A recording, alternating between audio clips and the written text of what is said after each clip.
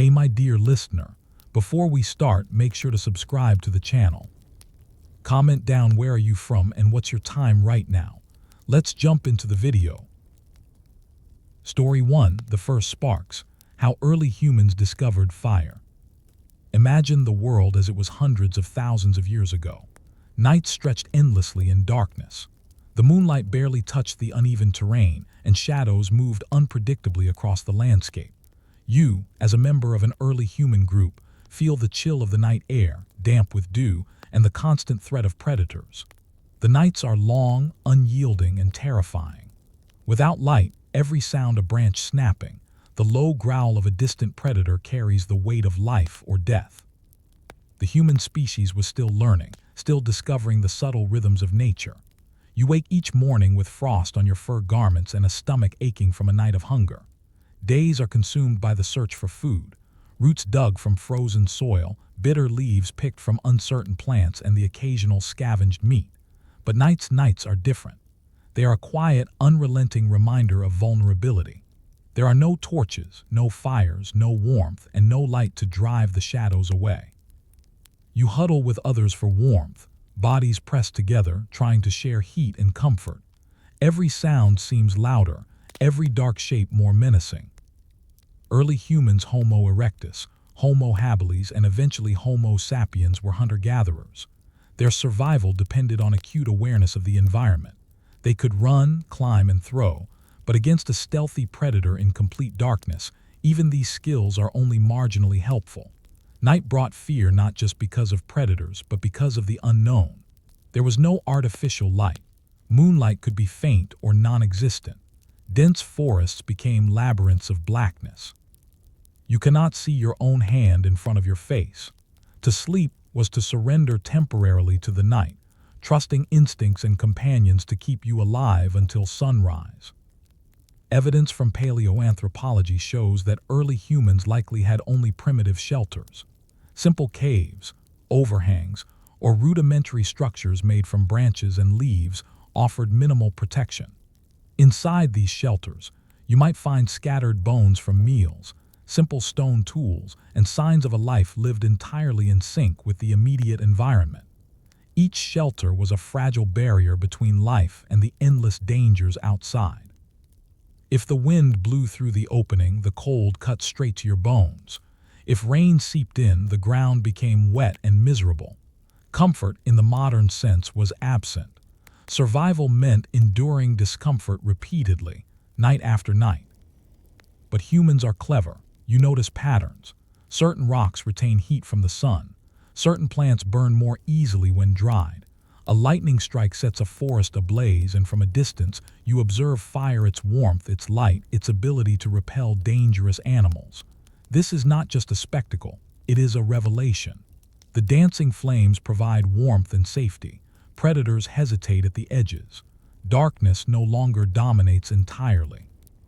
The sight of fire awakens a desire, a recognition of potential. Could this strange, destructive thing be controlled? Could it be harnessed?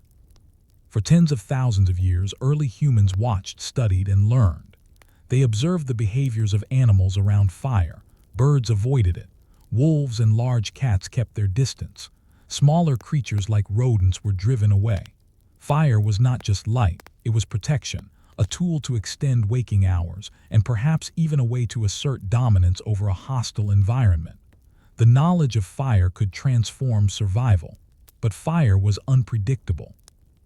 A single spark could set a forest ablaze. A misplaced ember could destroy a shelter and kill those who had taken refuge in it. Early humans had to respect it, fear it, and eventually learn it. Archaeological findings from sites such as Wonderwork Cave suggest that Homo erectus may have used fire as early as 1 million years ago. Charred bones, ash layers, and heated stones indicate repeated contact with flames, possibly for cooking or warmth. Yet evidence is sparse, and fire remained difficult to control. Sparks from flint, friction from rubbing sticks, or preserved embers were rare and highly valued. Most groups relied on natural fires caused by lightning. This dependence meant that fire was often temporary, unreliable, and dangerous. You can imagine yourself in this scenario. A sudden forest fire approaches. Smoke rises, the smell of burning leaves fills your nostrils. Your group flees to safety, awed and terrified by the destructive power. Yet even in this chaos, you observe something important. Fire drives away the immediate threat. Animals flee, and areas that were once unsafe become temporarily clear. Even accidental exposure teaches lessons about fire's potential. Your survival instincts are sharpened. You begin to see fire not only as a threat, but as a possibility, a tool, if only it could be tamed. Early attempts to maintain fire were painstaking. People would attempt to keep embers alive by covering them with ashes or transferring them in small hollowed sticks. You learn that certain types of wood smolder better than others, that wind can extinguish or fan flames, and that embers can survive through the night if managed carefully.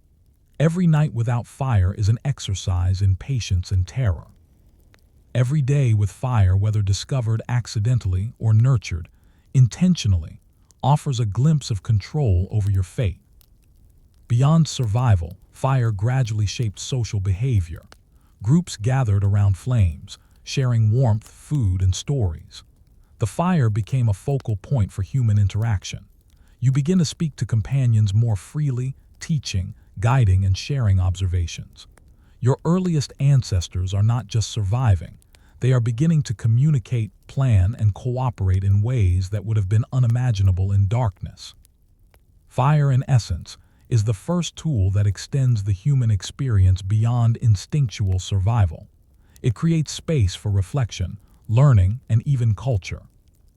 Yet despite these advances, every night brings the question, can fire really be controlled, or is it simply a temporary reprieve? The risk of accidental destruction looms large. Every ember, every spark is a reminder of the delicate balance between survival and catastrophe.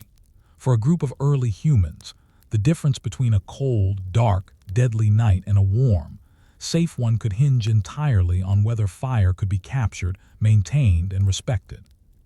So you sit by the dying embers of a fire that you struggled to maintain. The night is quiet again, filled with shadows and faint sounds. You know that fire has changed something fundamental about your life, but you also know that it is still fragile, unpredictable, and dangerous. Tomorrow, you will have to start again, collecting wood, tending embers, and learning from each failure. And in this quiet moment, you wonder, what will happen the first time someone truly masters fire, not just as a lucky accident, but as a repeatable, reliable tool?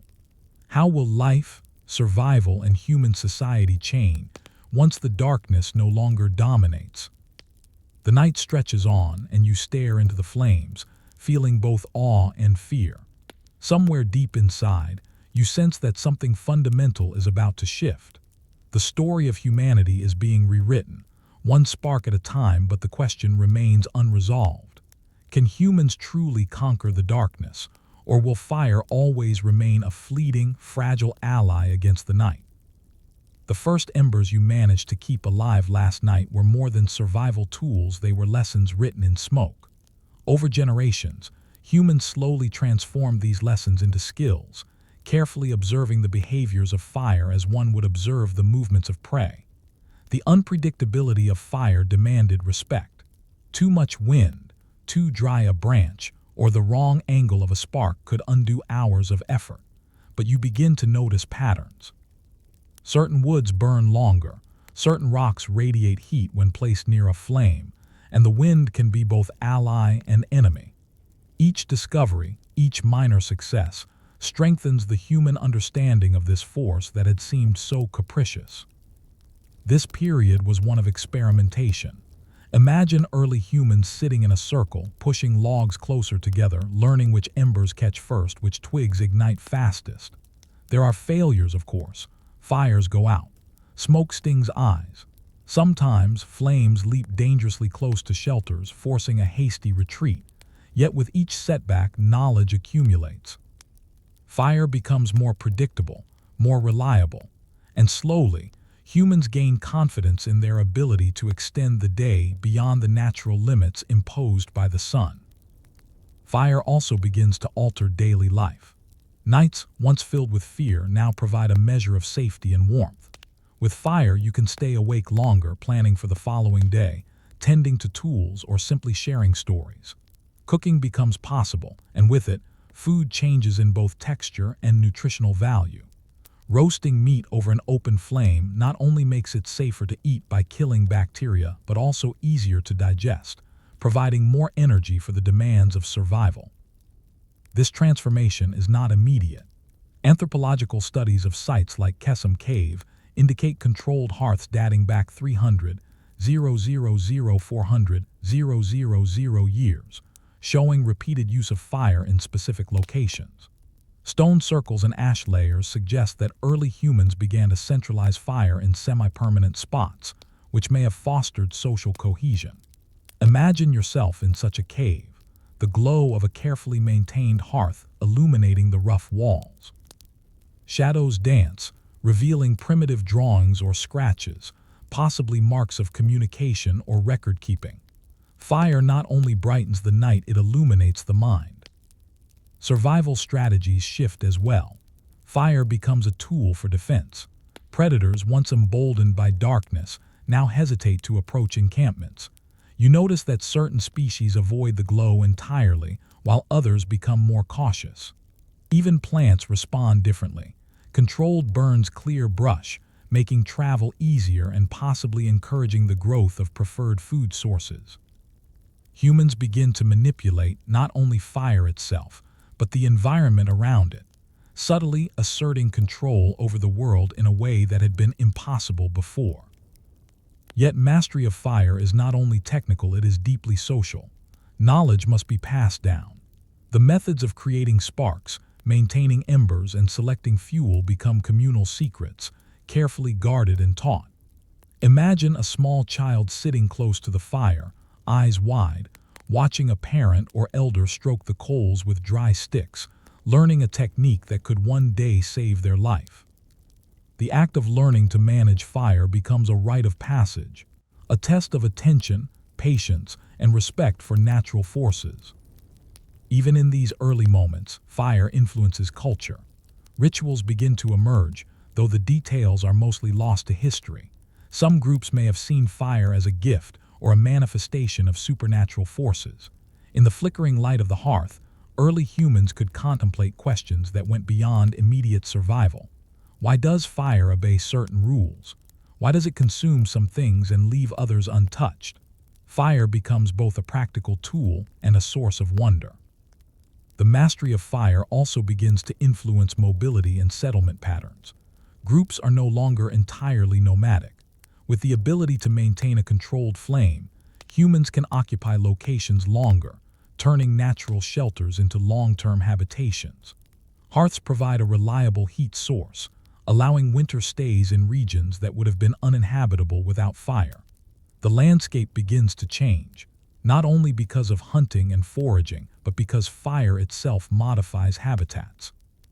Some archaeologists suggest that humans deliberately set small, controlled fires to manage vegetation and encourage the growth of edible plants, a primitive form of environmental engineering. Cooking changes the human body, too.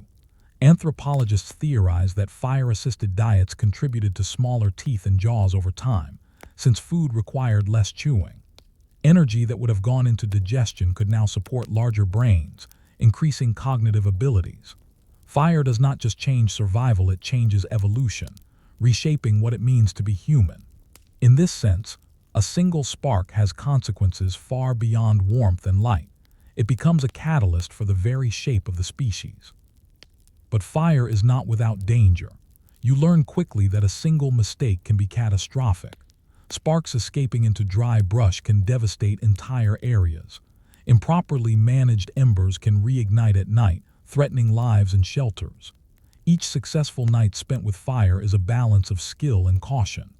The stakes are high, and yet humans persist, refining techniques through trial, error, and observation. Fire is an ally that demands constant vigilance, a teacher that rewards attention but punishes carelessness. As fire becomes more integral to human life, social hierarchies begin to shift subtly. Those who demonstrate skill in maintaining hearths gain influence. Knowledge becomes power. People who can create, sustain, and manipulate fire are essential to the group's survival. Elders with experience in fire tending are respected, and perhaps even revered. The spark of a flame starts to illuminate not only the dark world outside, but also the complexities of human relationships. And yet, after all this progress, a question persists. While fire can be harnessed, can humans truly control it fully? The night still exists beyond the reach of the hearth. Forests still burn uncontrollably. Sparks still threaten life and property. You sit by the fire, warm and fed, knowing that tomorrow may bring the same challenges or new ones. Fire has changed your world, but it has not eliminated uncertainty. The first sparks mark a turning point in human history, yet mastery remains elusive. Each ember is a lesson in patience, ingenuity, and caution. Fire extends the day, protects life, and reshapes both environment and body, yet it also reminds humans of the fragility of their existence. The question lingers in your mind. What will happen when fire is no longer a rare skill but an everyday tool, present in every settlement, every hearth, every home? How will humans adapt, evolve, and perhaps even begin to dominate the natural world using this dangerous, beautiful force? By the time fire became a consistent presence in human settlements, the world of night and shadow had fundamentally changed. No longer did darkness dictate behavior entirely. You, as an early human, now see the night as an extension of the day, illuminated by controlled flames that provide warmth, protection, and even comfort. The constant terror of unseen predators has diminished. With fire, the night is no longer a void, it is a space for activity, reflection, and learning. Across the landscape, the impact of fire is unmistakable. Archaeologists examining sites like Jesher Benat Yaakov, dating back roughly 790,000 years, uncover evidence of repeated hearth use. Charred seeds and nuts, burned bones, and carefully arranged stones indicate that fire is no longer accidental, it is intentional. Humans are creating microenvironments of warmth and safety. They are learning not only to survive but to thrive, using fire to manipulate both food and surroundings. Cooking, the most immediate benefit of fire, changes diets profoundly. Raw meat and tough tubers become tender, easier to chew, and more digestible. This allows humans to extract more calories and nutrients from the same food sources. It is no exaggeration to say that fire reshapes the human body and brain. Energy that would have gone entirely into digestion can now fuel cognitive development, contributing to larger brains, sharper memory, and more complex social structures. Fire doesn't just prolong life, it transforms it. Communities coalesce around hearths. Gathered around flames, you and your companions exchange knowledge, plan hunts, mend tools, and tell stories. The hearth becomes a social nucleus. Language, already developing, is reinforced in these communal settings. Humans begin to pass traditions and practical knowledge to younger generations. Fire facilitates education, culture, and cooperation on an unprecedented scale. You realize that these small, glowing embers are the foundation of civilization itself. Fire also provides new strategies for defense and hunting. Predators, once bold in darkness, now avoid human encampments. Controlled burns can flush game from dense brush, making hunting more efficient. Humans manipulate the environment, shaping plant and animal behavior to their advantage.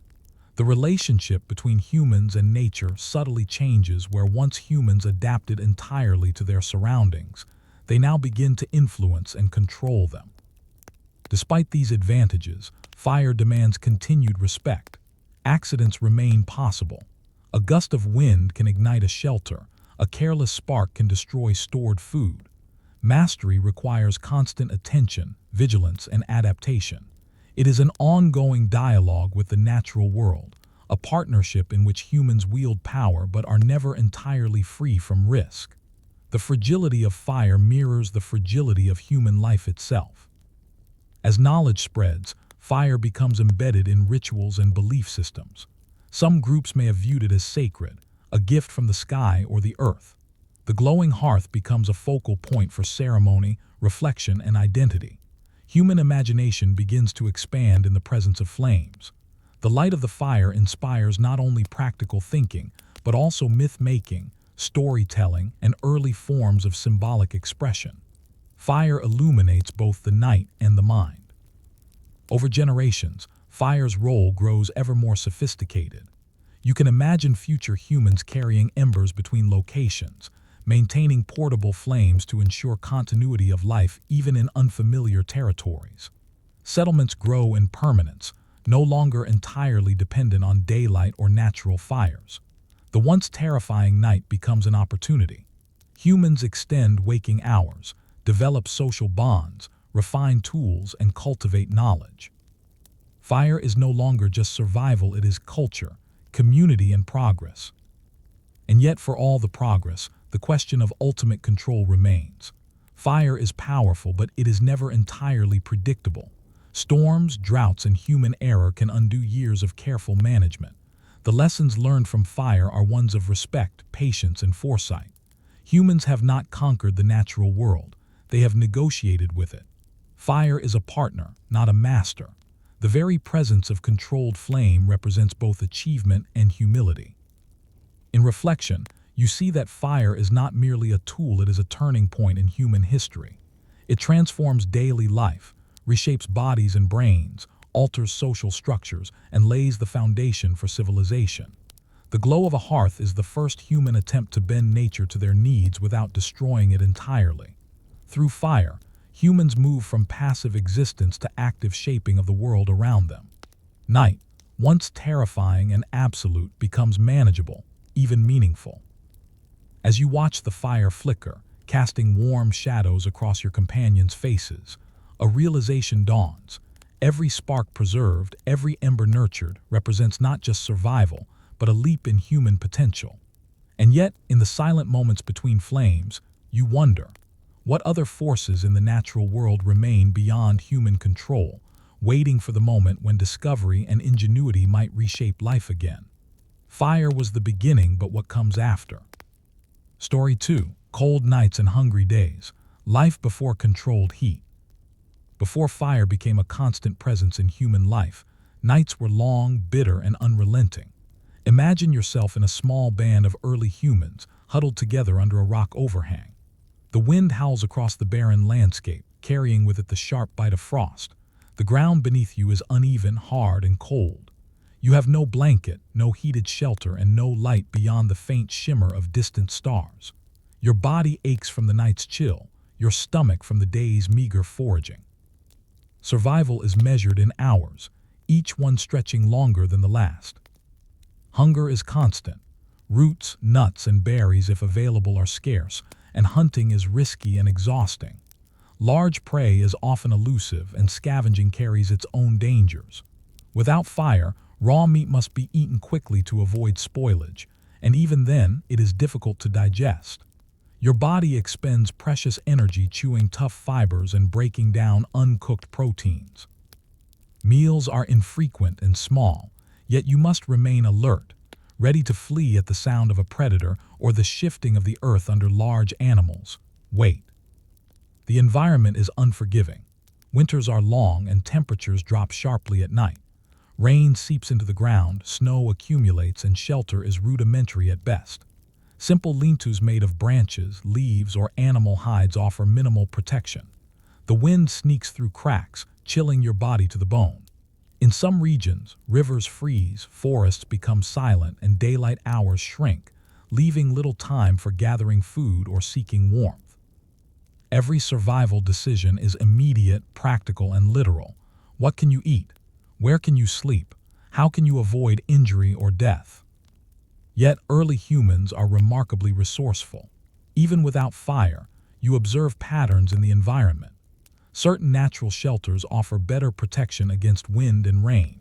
Deep caves or rock overhangs block storms and create microclimates where the cold is less intense. You learn to dig shallow depressions in the ground or pile leaves and moss to create insulation. Even small techniques make a difference between surviving a night and succumbing to exposure. Clothing becomes another form of adaptation. Animal hides, furs, and layered skins are painstakingly prepared.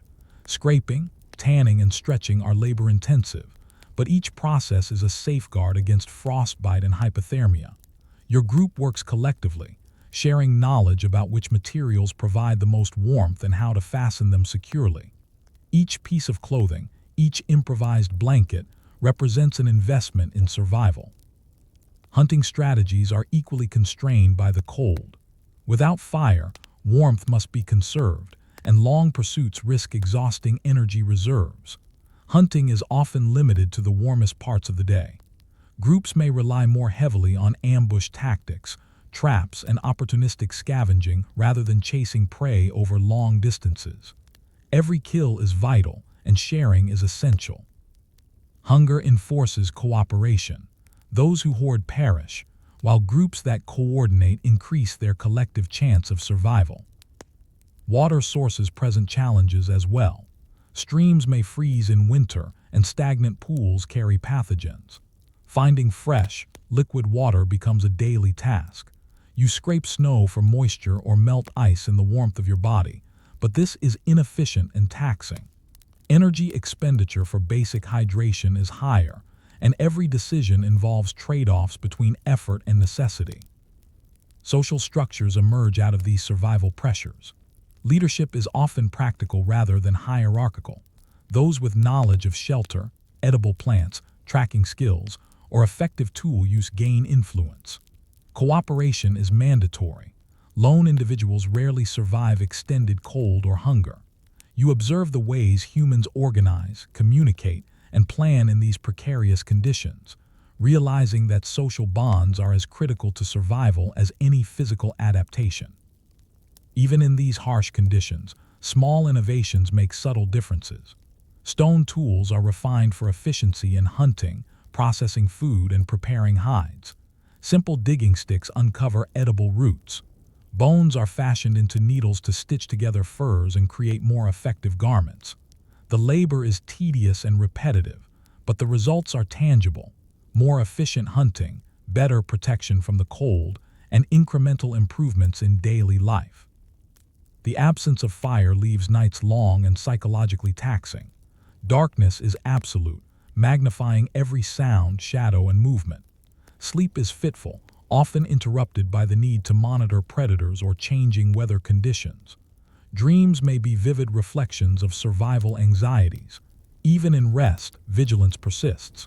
Humans develop acute hearing, sensitive sight in low light, and a heightened sense of smell.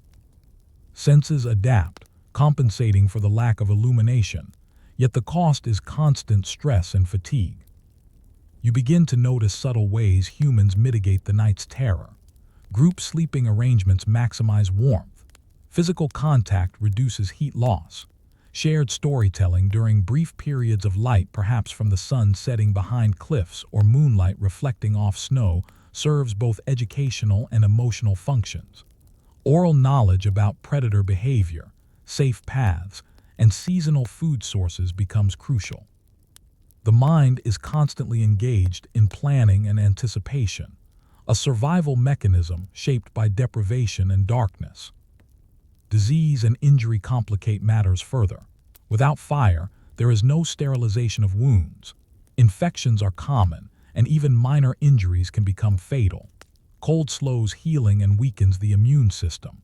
Groups must manage illness carefully, tending the sick while maintaining their own survival. Resource allocation is constant, and decisions are fraught with risk. You quickly learn that survival is never guaranteed. Life before fire is precarious in every sense. Yet amid all these hardships, humans endure. The experience of hunger, cold, and darkness fosters ingenuity, observation, and cooperation. Each day is a lesson in resilience, every night a reminder of vulnerability. You survive not because you dominate the environment, but because you learn to work with it, anticipate it, and respect its limits. And still, even with all these adaptations, the question persists. How different might life be if warmth and light were always within reach? How many more risks could humans afford to take if they were not constrained by the absolute darkness of night and the relentless cold? These questions linger, unresolved, at the edge of thought, foreshadowing the transformative moment when fire would finally change everything. The world before fire demanded a level of vigilance and ingenuity that is almost unimaginable today.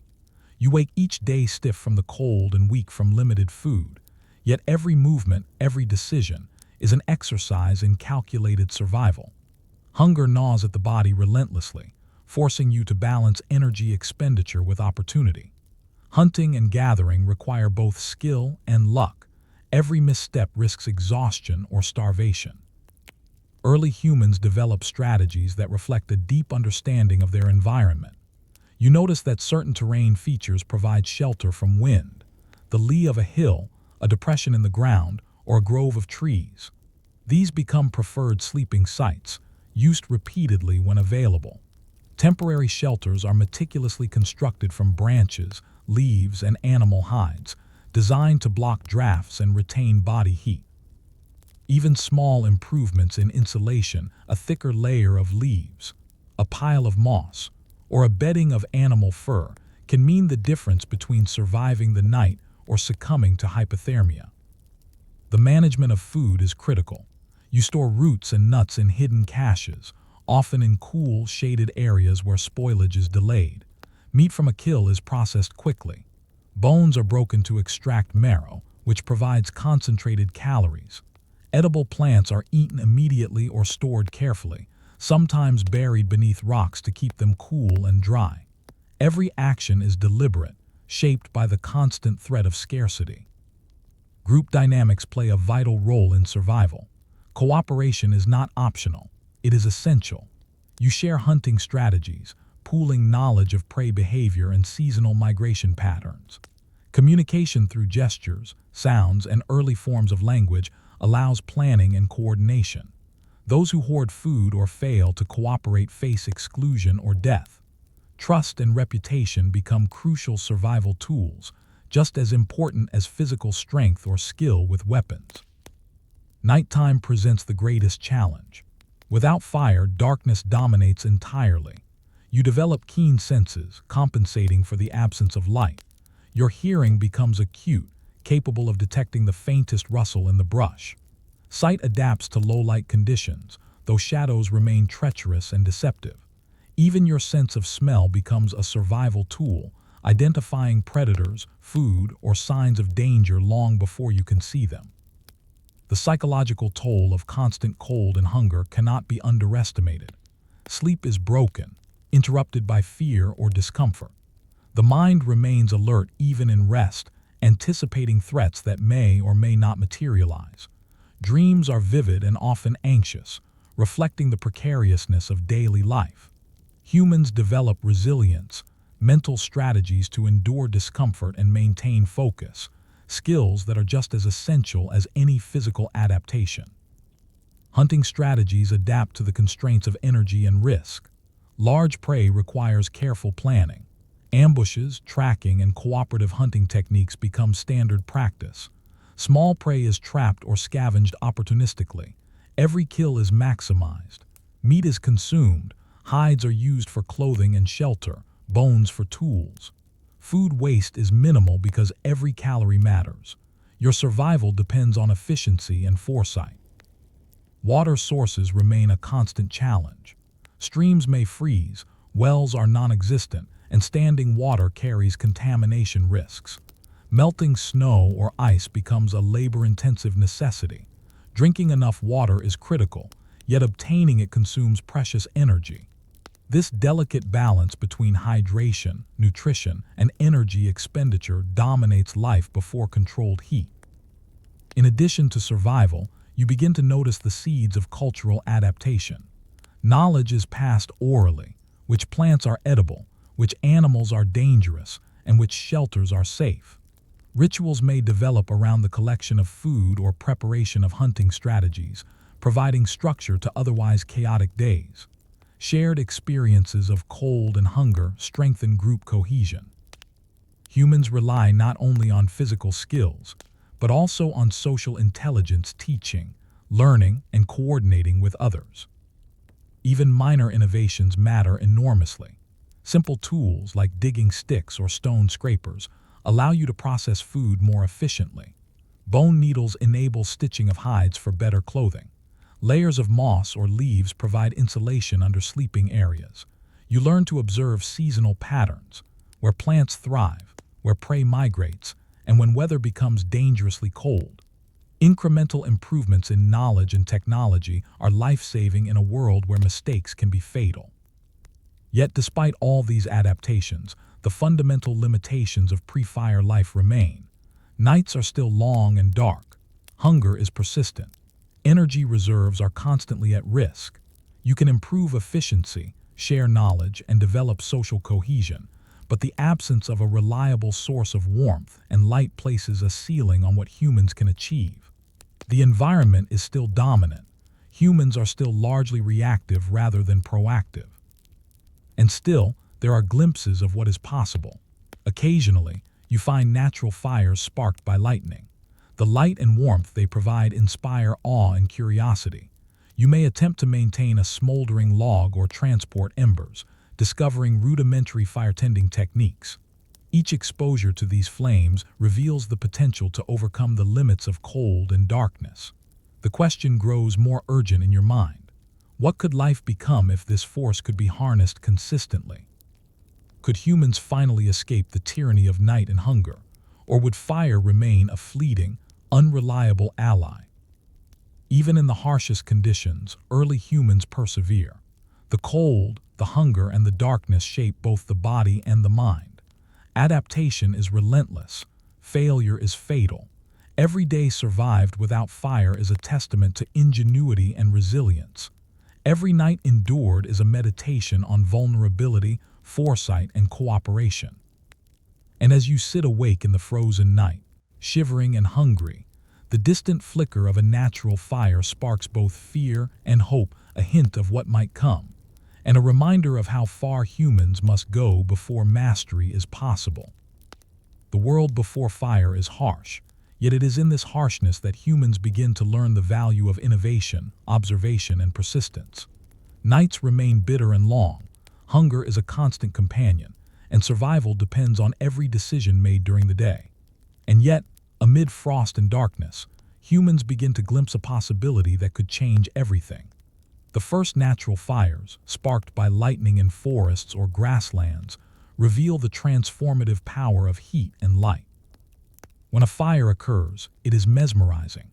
You watch from a distance, sensing both danger and opportunity. The flames repel predators, warm the surrounding air, and create pockets of comfort and safety. The light illuminates the surrounding terrain, allowing you to see paths, gather materials, and observe animal behavior in ways impossible under the cover of night. Fire offers a glimpse of what life could be if darkness and cold were no longer absolute masters of human fate. Gradually, humans begin to experiment. You may attempt to transport embers from a forest fire to a temporary shelter, protecting them with leaves, bark, or hollowed sticks.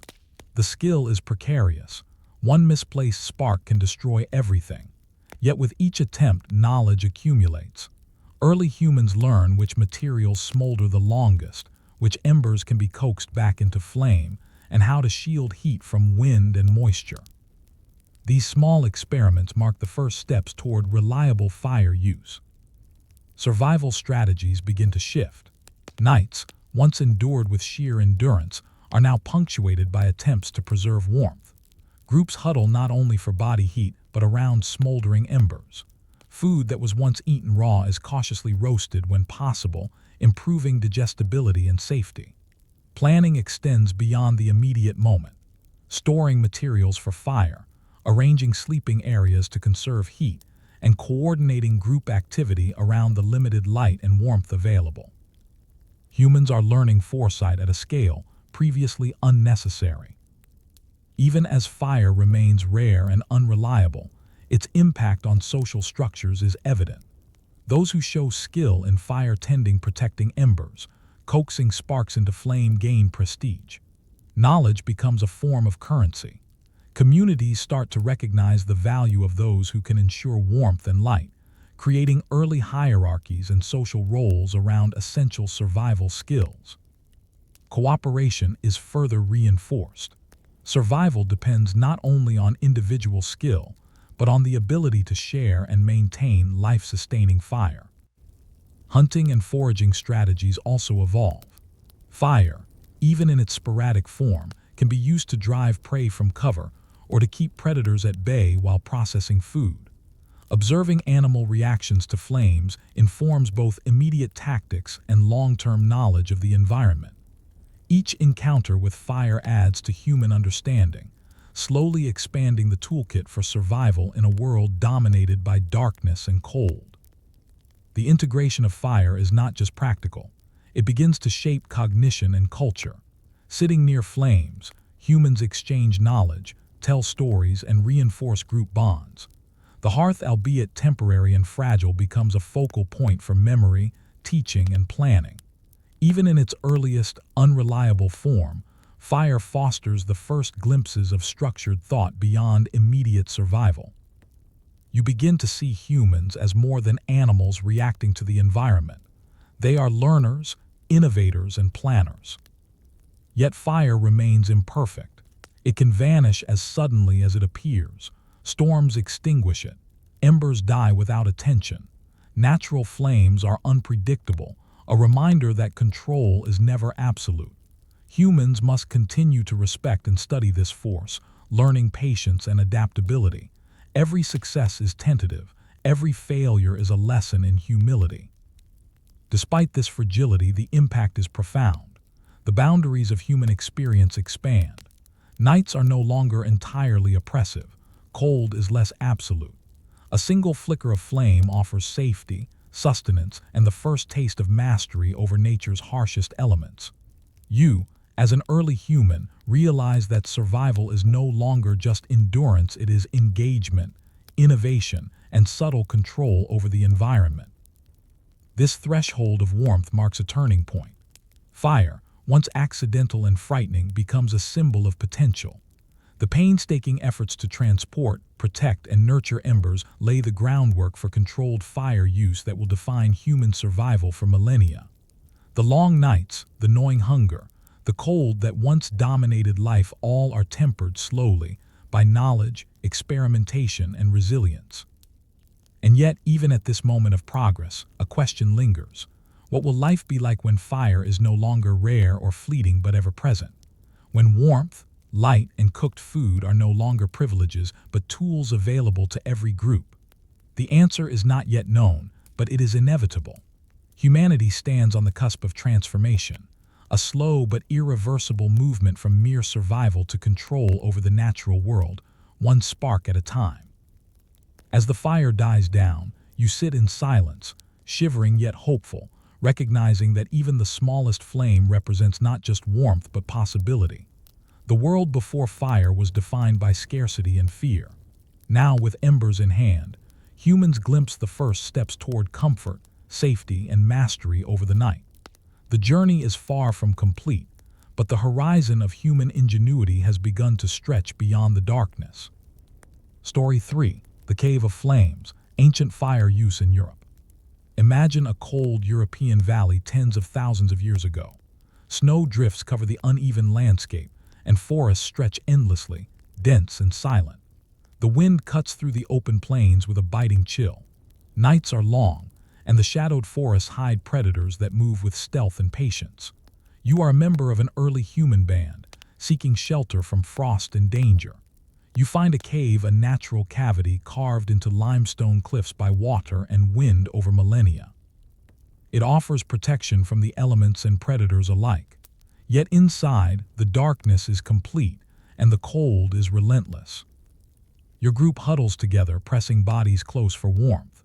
You notice every sound, the scurrying of rodents, the distant howl of wolves, the dripping of water from stalactites above. Sleep is tentative, interrupted by fear and discomfort. Food is scarce. You eat roots dug from frozen soil, tough leaves, and occasionally scavenged meat, raw and difficult to digest. The cave is both a refuge and a prison, a place of safety from the storm, yet an arena where darkness and cold dominate every aspect of life. Then one day, or perhaps one night, you notice a natural fire at the cave entrance, sparked by lightning striking dry brush outside. Flames illuminate the rocky walls, casting flickering shadows that stretch across stalagmites and stone. The warmth is immediate, comforting, and profound. Predators hesitate near the edge. The group gathers around, mesmerized, learning to gauge the distance from danger and heat. For the first time in this cold European landscape, fire becomes more than a spectacle. It is a tool, a protector, and a guide. Caves provide unique opportunities and challenges. Unlike open landscapes, a cave can preserve embers longer, shield flames from wind, and serve as a controlled space for repeated use. Early humans begin experimenting with fire in these sheltered environments. Stones are arranged to contain flames, wood is selected for long-lasting embers, and charred remnants indicate repeated use. Archaeological evidence from sites such as El Castillo Cave and Chauvet Cave shows that early humans maintained fires in caves tens of thousands of years ago, leaving behind ashes, burnt bones, and charcoal. The presence of fire transforms daily life. Nights are no longer entirely passive periods of fear and inaction. You can process food safely, using flames to roast meat or crack bones for marrow. Smoke drives insects away, improving comfort and also keeps predators at a cautious distance. Firelight illuminates tools, allowing repair and crafting long after sunset. Even small tasks that once required daylight can now be attempted in safety. The cave begins to feel less like a prison of darkness and more like a stage for innovation. Social dynamics shift in the presence of fire. The hearth becomes the center of group activity. Elders and skilled fire tenders gain status, while younger members learn observation and patience. Knowledge of how to maintain flames when to feed embers, which wood burns longest, how to shield flames from wind is essential. Skills are passed down orally, accompanied by demonstration and careful supervision. Fire becomes not only a survival tool, but also a medium for education, cooperation, and social cohesion. Caves themselves influence the use of fire. The shape of the space affects smoke circulation, heat distribution, and illumination. You notice where smoke gathers and how it exits through natural openings, learning to place flames in areas that maximize warmth without suffocating the occupants. Shadows dance across the cave walls, inspiring early humans to observe patterns, perhaps leading to rudimentary symbolic expression. Early cave art may owe its existence in part to the flickering light of fire, allowing figures and shapes to emerge from the stone and onto the imagination. Even hunting strategies are affected. From a cave, you can observe surrounding terrain under the flicker of embers, noticing animal tracks, listening for distant movements, and planning excursions during daylight. Fires may be used to drive game toward traps or ambush points, increasing efficiency. Food storage also improves. Cooked or roasted meat can be consumed gradually, with the hearth helping to preserve it temporarily. Survival becomes less about reacting to immediate threats and more about planning, strategy, and foresight. Yet fire in the cave is fragile. A gust of wind entering the entrance can extinguish embers. Moisture from dripping ceilings dampens wood. Flames must be constantly tended, and mistakes can be disastrous. One mismanaged fire can fill the cave with smoke, creating discomfort or even risk of suffocation. You realize that even within this protective shelter, fire demands respect, attention, and skill. It is a partner in survival, not a guarantee. Despite these challenges, the repeated use of fire in caves marks a turning point. You notice that it transforms not only the environment but also human behavior. The cave becomes a place of extended activity, of learning and teaching, of planning hunts and sharing meals. Darkness is no longer absolute. Cold is mitigated. Humans gain confidence, patience, and ingenuity as they negotiate the delicate balance between fire, space, and survival. And yet questions remain. While fire offers warmth and light, it is not permanent. Embers die, wood burns out, and darkness will inevitably return. How will humans ensure that fire becomes a constant presence rather than a fleeting aid? How will the lessons learned in a cave translate to life beyond its protective walls? The answers are not yet clear, but the promise of fire is undeniable. It is a force that will shape not only survival but the very trajectory of human culture, cognition, and society. The night stretches on, cold and dark beyond the cave mouth, yet inside, the glow of the fire hints at the future. Humans are learning, experimenting, and adapting. The cave is no longer just a shelter, it is the stage for the earliest mastery of one of nature's most transformative forces. And as you sit by the flickering flames, you wonder, how far can this small, fragile light take humanity? Can one spark truly redefine life in the dark European wilderness? Inside the cave, fire begins to take on a rhythm of its own. You wake to the faint glow of embers you struggled to maintain through the night. The smoke curls slowly toward the ceiling, and the heat seeps into the stone walls, softening the chill. Nights, once dominated by darkness and the threat of predators, are now punctuated by moments of warmth and security. Fire becomes more than a tool, it is a stabilizing presence, guiding the group's daily life. The practical benefits are immediate. Food preparation changes dramatically.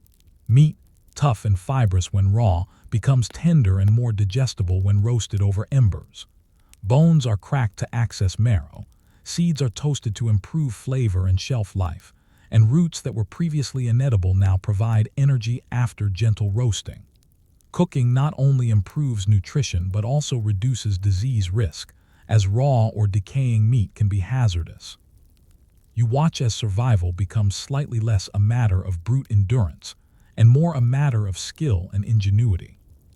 Stone arrangements around hearths show early humans' growing understanding of fire management. You notice circular patterns of stones, creating designated spaces where embers are contained, preventing accidental spread. Certain rocks are chosen for their heat retention, radiating warmth long after flames die down. Wood is selected based on burning properties. Dry branches ignite quickly. Hardwood logs sustain long, slow-burning coals. These small choices accumulate into a body of knowledge that enhances both survival and efficiency. The presence of fire also reshapes social interactions. Around the hearth, you witness teaching and storytelling. Knowledge of hunting grounds, seasonal plant growth, and predator behavior is shared. Younger members observe elders tending flames, learning to coax sparks from embers, to recognize smoke patterns, and to keep the fire alive overnight. Fire becomes a medium of instruction, a physical representation of accumulated wisdom that is passed from one generation to the next. Caves themselves amplify these lessons. The enclosed space concentrates heat, reflects light, and allows smoke to rise safely through natural openings. Shadows cast on stalactites and walls flicker with movement, creating an almost hypnotic environment. Perhaps early humans began to associate firelight with ritual, imagination, or storytelling, laying the groundwork for symbolic thought. Some archaeologists suggest that flickering light may have inspired cave art, where hands, animals, and abstract patterns come alive under the glow of the hearth. The fire, in this sense, is both practical and cognitive, a catalyst for imagination. Hunting and foraging strategies become more sophisticated as well. From the cave entrance, you can observe animal tracks in snow or mud, plan ambushes, and coordinate with other members of the group. Controlled use of fire may drive game toward traps or force predators to avoid the vicinity. Food preservation improves, too. Roasted meat can be rationed over several days, dried or smoked along stone surfaces. Energy expenditure becomes more predictable. Fewer wasted calories, less frantic chasing of prey, more measured survival. Fire influences clothing and shelter practices as well. Smoke repels insects and helps dry animal hides more efficiently, producing warmer, longer-lasting garments. The heat from embers allows you to soften hides for clothing and bedding, increasing comfort and protection against the cold European winters. Simple innovations, combined with fire, dramatically improve the odds of surviving harsh conditions. Yet fire remains unpredictable. A sudden gust at the cave mouth can extinguish embers. Rain seeping through cracks can dampen logs. Wood becomes scarce during long winters. The group must continuously balance attention, resources, and labor to maintain the fire.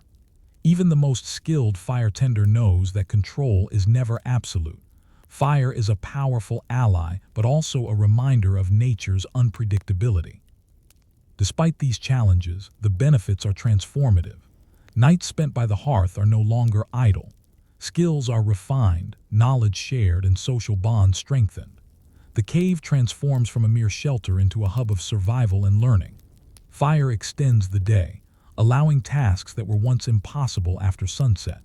Human activity expands in both time and scope, creating an environment that is safer, more organized, and more culturally rich than any outside space. The use of fire in caves also fosters foresight and planning. You must gather wood in advance, choose which embers to protect, and decide how long to keep flames alive. These decisions require calculation, observation, and cooperation. The group develops early systems of resource management, sharing, rationing, and prioritizing tasks around the fire. Survival is no longer purely reactive, it is anticipatory. Humans begin to manipulate their environment and time in ways that other species cannot. Even with these advances, the question remains, can fire truly become permanent rather than temporary? While the cave allows for repeated use, the broader landscape remains harsh. Cold winters, predator threats, and scarce resources persist. Every ember preserved is precious, yet it is never guaranteed to last. The challenge of maintaining fire outside controlled spaces hints at the next stage of human innovation, creating tools, techniques, and social structures that allow fire to be a constant presence in life, not a rare and fragile boon. And so, as you sit near the glowing embers, watching smoke rise toward the ceiling and feeling warmth seep into your body, you understand that fire is more than a flame. It is survival, culture, imagination, and planning embodied in light and heat. But the path toward mastery is not yet complete. How will humans eventually take this fragile glow and make it permanent? How will the lessons learned in the cave spread to every corner of the cold European wilderness? These questions linger, unresolved, but the promise of fire shines brightly against the dark. Over time, fire ceases to be an occasional visitor in European caves and becomes a steady presence, transforming both the environment and the people who inhabit it. The fragile glow of early embers evolves into controlled hearths, carefully arranged to maximize warmth and safety. Smoke rises predictably through natural openings, and the heat radiates outward, softening the chill of winter stone. The cave is no longer just a shelter from the elements, it is a center of life, learning, and human ingenuity. The most immediate impact is survival. Nights are no longer an unbroken expanse of fear and discomfort. Fire allows you to sleep with less anxiety, tend to injuries, and preserve food over multiple days. Meat is roasted, marrow extracted, and roots cooked to improve digestibility. The calories and nutrients gained from cooking increase energy reserves, improve cognitive function, and enhance endurance for the demanding tasks of hunting, gathering, and crafting. Fire does not just sustain life, it strengthens it. Social structures within the cave are profoundly influenced. The hearth becomes the center of the group's daily routine. Elders and skilled firetenders gain status as custodians of knowledge critical to survival. Children learn by observation, absorbing the techniques of fire management, food preparation, and tool making.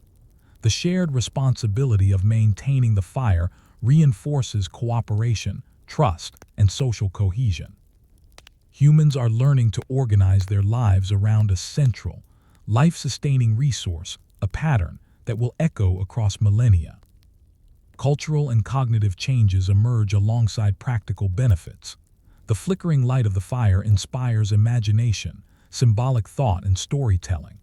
You trace the movement of shadows along the cave walls, perhaps imagining animals in the flames, recounting hunts, or inventing explanations for the natural world. Early cave art, preserved in sites like Lascaux Cave, may owe its origin to this interplay of light, shadow, and human curiosity. Fire becomes more than a survival tool. It becomes a catalyst for creativity, reflection, and communication. Hunting and environmental manipulation are enhanced by fire as well. From the safety of the cave, humans can observe prey and predators, anticipate movement, and plan excursions with greater precision. Controlled fires may drive game toward ambushes, clear brush for easier movement, or discourage predators from approaching settlements. The landscape, once fully dominant over humans, begins to respond to human ingenuity. Fire extends not just the day, but the sphere of influence humans have over their surroundings. Even clothing and shelter practices evolve. Smoke helps cure hides and repel insects, while heat from embers softens materials, allowing for more effective clothing and bedding. The cave becomes a laboratory for experimentation with insulation, comfort, and efficiency. Humans are not merely reacting to the environment, they are subtly shaping it, testing solutions, and refining strategies that increase survival odds. Yet fire is never entirely under control. One mismanaged ember can cause injury or fill the cave with smoke. Storms or seasonal changes can threaten fuel sources. Skill, attention, and respect remain necessary. Humans learn that fire, like nature itself, is both a powerful ally and a reminder of vulnerability. Mastery is not absolute. It is a constant negotiation between knowledge, labor, and the whims of the natural world. By maintaining fire within caves, humans gain more than physical advantages. They gain the ability to structure their lives, coordinate as a group, and expand cognitive and cultural horizons. Nights become periods of planning, teaching, and social interaction rather than passive endurance. You sit by the hearth, roasting food, mending tools, and listening to stories, feeling the heat seep into your body while your mind begins to imagine possibilities that were once impossible in darkness. The transformation is profound. Fire in the cave marks the shift from reactive survival to proactive life management.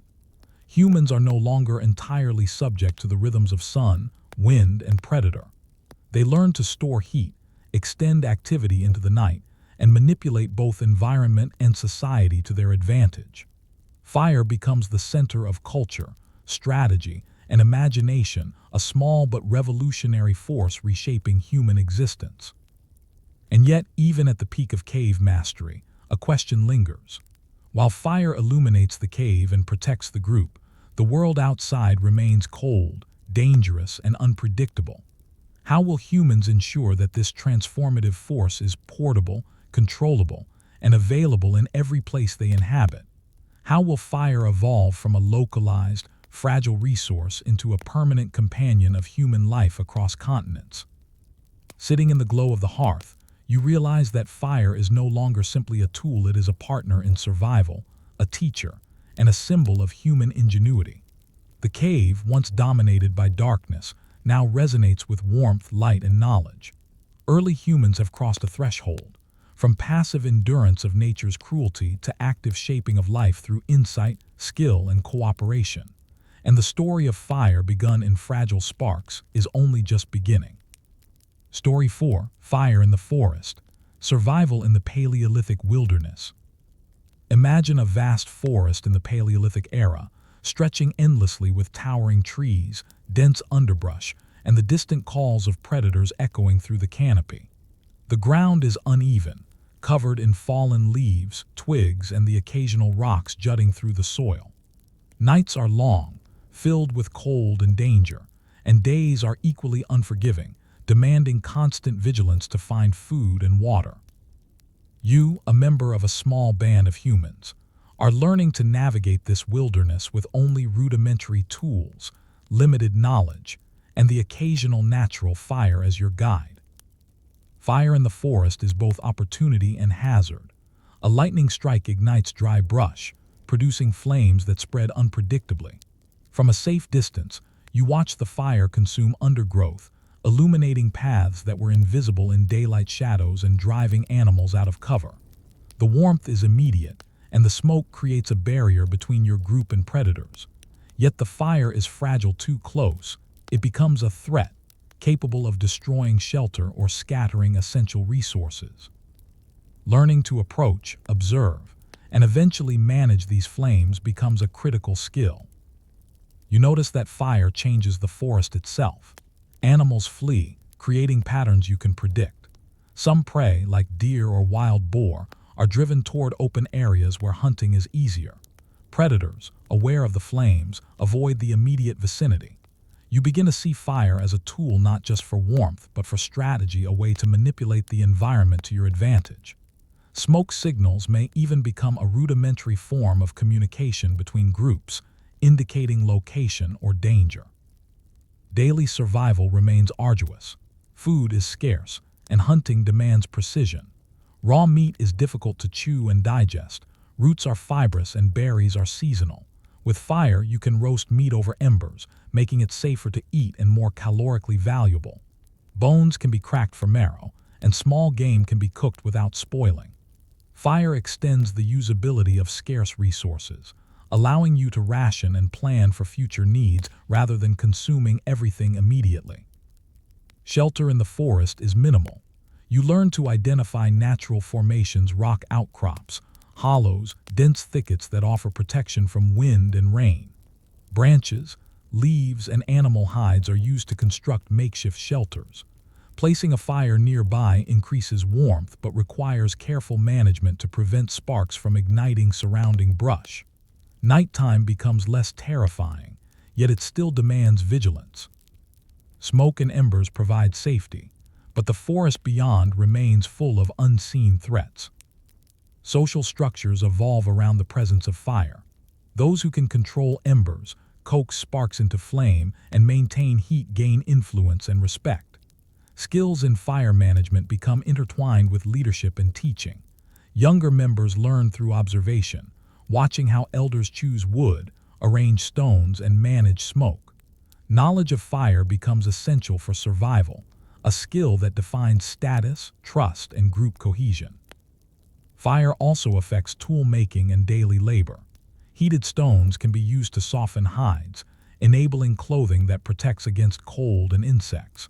Embers allow you to dry meat and roots, extending shelf life. Smoke deters insects while signaling group presence to others. Your group begins to manipulate not just the fire itself, but its effects, learning to extend its utility beyond warmth and light.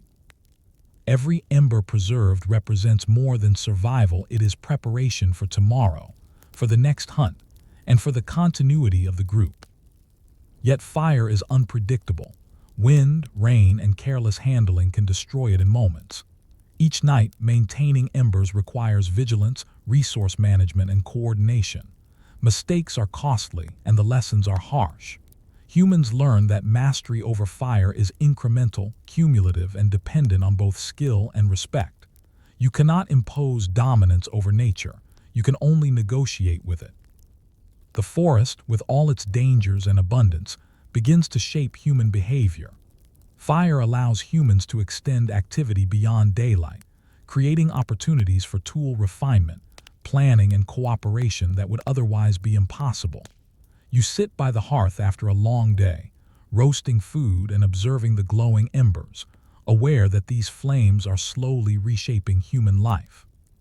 Nights are still cold, hunger persists, but the fire offers a foothold in an environment that was once entirely oppressive.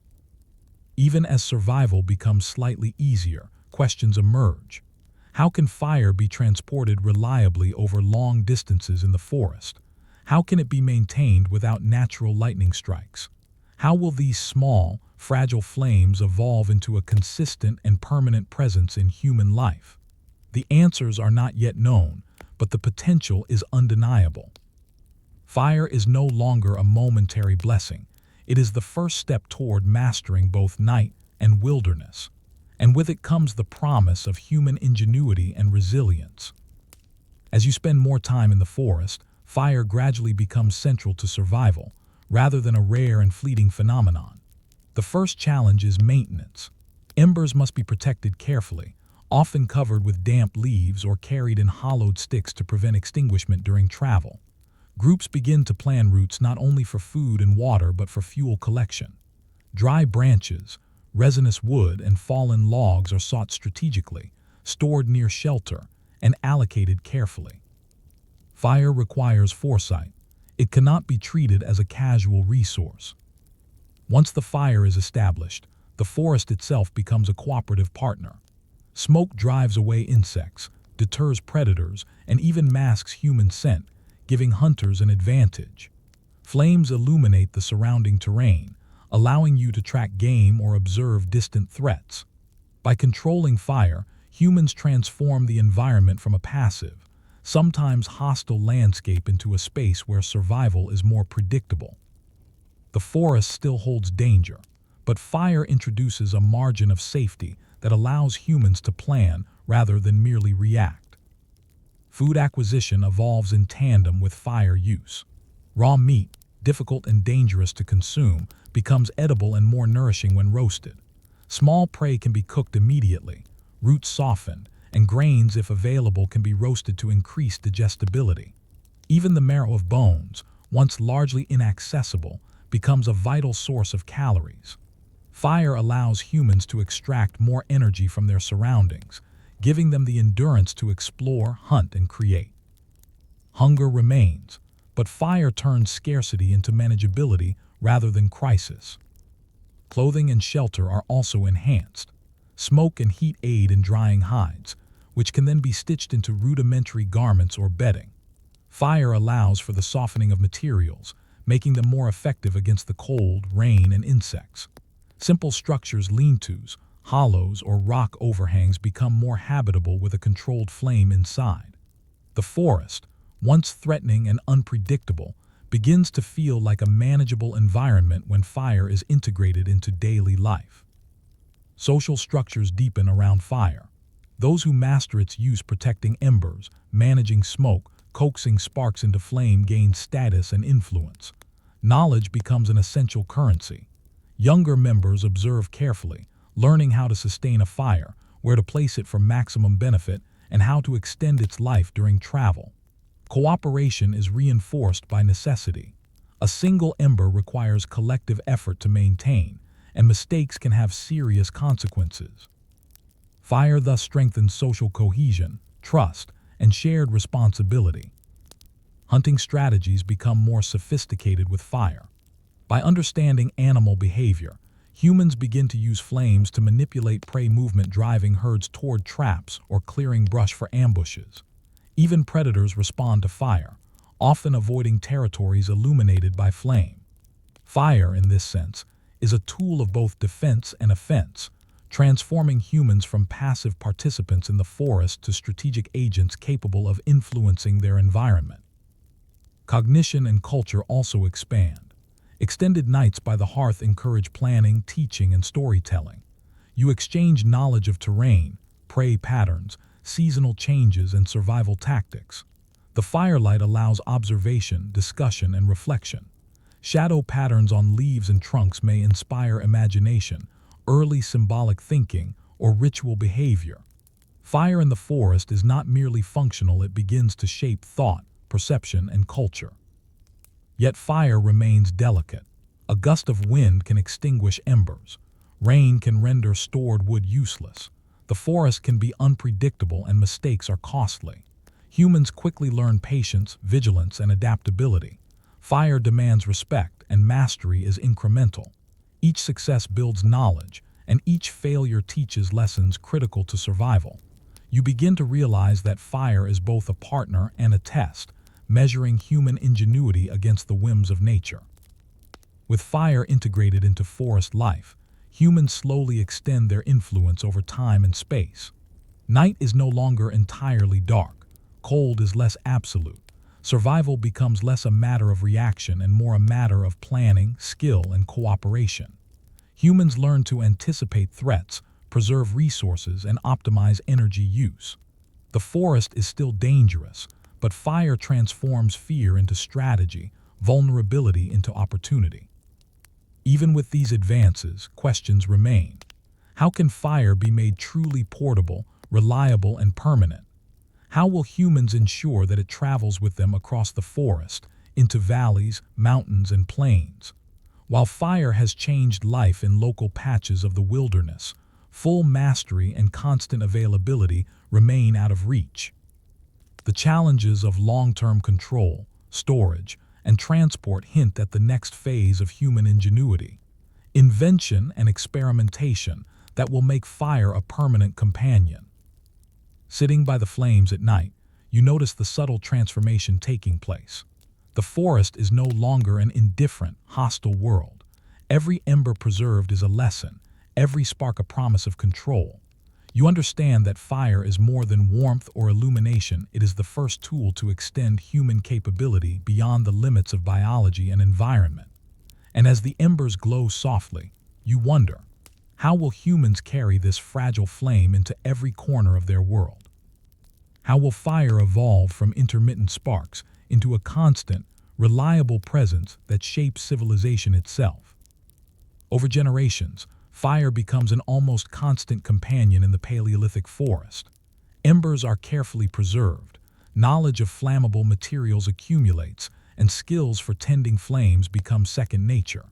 Nights, once dominated by darkness and cold, are now punctuated by warmth and light. The forest, with all its dangers and unpredictability, begins to feel more navigable, more understandable, and ultimately more manageable. The practical advantages are undeniable. Cooked food provides more energy and is safer to eat. Roasted meat, softened roots and marrow from bones increase caloric intake, supporting endurance and brain development. Fire also enables humans to extend activity into the night, allowing tool repair, crafting, and planning that were previously impossible in darkness. Even minor innovations, drying hides, smoking meat, or maintaining embers through the night, have significant consequences for survival and quality of life. Social dynamics evolve alongside these practical benefits. Fire becomes a social center, a place where knowledge is shared and skills are taught. Elders instruct the young in fire management, hunting strategies, and survival techniques. Those proficient with fire gain respect and influence, reinforcing social hierarchies based on skill and wisdom rather than brute strength alone. Cooperation is reinforced daily. Tending embers requires teamwork, and mistakes carry consequences for the whole group. Fire, in this sense, shapes not only survival but the very fabric of human society. Cognition and culture are also transformed. Extended hours of light provide time for reflection, storytelling, and symbolic thought. Flickering flames illuminate faces, gestures, and tools, enhancing communication. Shadows dancing across trees and rocks may inspire early symbolic art or rituals, hinting at the cognitive leap that fire encourages. It is not merely a physical tool. It is a medium that fosters imagination, planning, and cultural transmission. Hunting strategies reach new levels of sophistication. Fires can be used to manipulate animal behavior, clearing underbrush or driving prey toward ambushes. Predators learn to avoid the light and smoke, indirectly protecting humans. Food storage improves as fire allows partial cooking and preservation, turning immediate consumption into resource management. Survival becomes less reactive and more strategic, marking a profound shift in human interaction with the natural world. Yet the mastery of fire is ongoing, not absolute. Storms, rain, or accidents can extinguish flames. Fuel must be continually gathered and managed. Even skilled firetenders recognize that control over fire is a delicate balance between knowledge, labor, and respect for nature. Every ember preserved is a testament to observation, experimentation, and foresight, a fragile victory over an otherwise indifferent environment. With fire embedded in daily life, the forest transforms from a domain of mere survival into a landscape of possibility. Humans now shape the environment subtly, influence animal behavior, extend waking hours, and create social structures built around a shared, life-sustaining resource. Nights are no longer passive periods of fear. They become opportunities for learning, planning, and cooperation. You sit beside the embers, roasting food, repairing tools, and exchanging knowledge, feeling both warmth and the expanding sense of human agency. Even with these advances, questions linger. How will fire travel beyond the immediate forest? How will humans adapt its use to mountains, rivers, and plains? How will the lessons learned in one location become knowledge shared across vast distances? Fire has changed life locally, but its ultimate impact depends on humans extending its reach, ensuring that the glow of embers becomes a permanent companion rather than a fleeting boon. Sitting in the forest night, watching smoke rise toward the canopy, you realize that fire is more than survival. It is strategy, culture, and innovation embodied in light and heat. The forest, once an overwhelming and indifferent force, is now a space of human engagement. Every preserved ember, every carefully tended flame, represents a leap in control over nature and in the development of cognition, society, and ingenuity. Fire is no longer just a tool, it is a bridge to the human future, linking survival with imagination, cooperation, and the potential for mastery over the world itself. And yet in the quiet of the night, a thought persists. If fire can transform the forest, what else might humans learn to control? What other forces in nature could be harnessed to extend life, increase comfort, and expand understanding? The journey of discovery has only begun, but the spark of possibility burns brightly. Story 5: Fire and Stone, Early Human Technology and Survival. In the Paleolithic world, fire and stone are the twin pillars of human survival. You stand in a clearing near a river, the smell of smoke lingering from a small hearth where embers glow faintly. Around you, the forest stretches endlessly, hiding both prey and predators, offering food yet demanding constant vigilance. Stone tools lie at your feet, flint blades, scrapers, and points, shaped by careful strikes and precise pressure. Fire warms your body, but it is stone that extends your reach into the environment, transforming raw materials into implements of survival. Stone is everywhere, yet not all rock is useful. You learn to identify flint nodules hidden in riverbeds or embedded in hillsides. The color, texture, and grain of each piece are clues to its potential. A sharp edge can be created through careful striking, producing blades capable of cutting meat, shaping hides, and preparing plant fibers. The skill is painstaking. Too strong a blow shatters the stone, too weak, and it fails to produce a usable edge.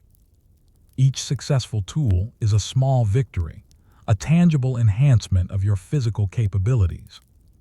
Fire and stone work together in unexpected ways.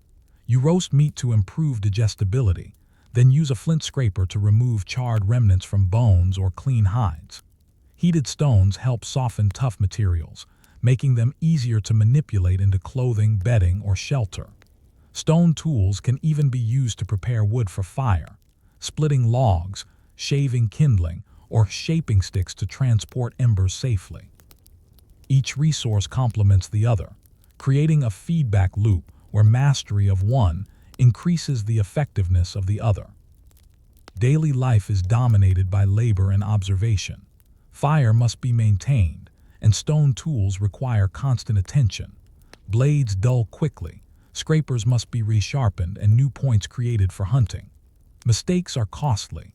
A dull knife may waste precious meat, or a poorly struck flake may be unusable when survival demands precision. Knowledge accumulates over years, passed from elder to child, forming an oral curriculum of survival. The combination of fire and stone becomes the central curriculum of life itself. Hunting strategies reflect the dual use of fire and stone. Flint-tipped spears can pierce prey, while fire can drive animals toward traps or open spaces where groups can coordinate ambushes. Even small game is captured with careful preparation. Sharpened sticks, stone scrapers, and fire combine to maximize caloric return. Resource efficiency becomes crucial. Every blade, ember, and stick is optimized for survival. You realize that life is no longer merely reactive to the environment, it is increasingly proactive, informed by observation, planning, and skillful use of materials. Shelter and clothing are also enhanced. Stones shape wood for frames, and flint scrapers prepare hides for covering. Fire softens and dries materials, enabling more effective garments and bedding. The environment, once entirely indifferent, is now something humans can negotiate with. Nights remain cold and the forest is still dangerous, but tools and fire together offer a measure of control previously impossible. Social structures continue to evolve around these technologies. Those who excel at making and maintaining tools, who can coax embers into flames or strike flint with precision, gain status and influence. Skills become social currency. Cooperation and teaching are essential. A single ember or a well-crafted blade can make the difference between survival and death. Knowledge of materials, techniques, and strategy is shared carefully, often orally, but always deliberately. You begin to see that technology shapes not just survival but the hierarchy, trust, and culture of human groups. Cognition and culture also expand. The creation of tools requires abstract thinking, planning, and experimentation. You observe cause and effect. The angle of a strike affects the flake produced.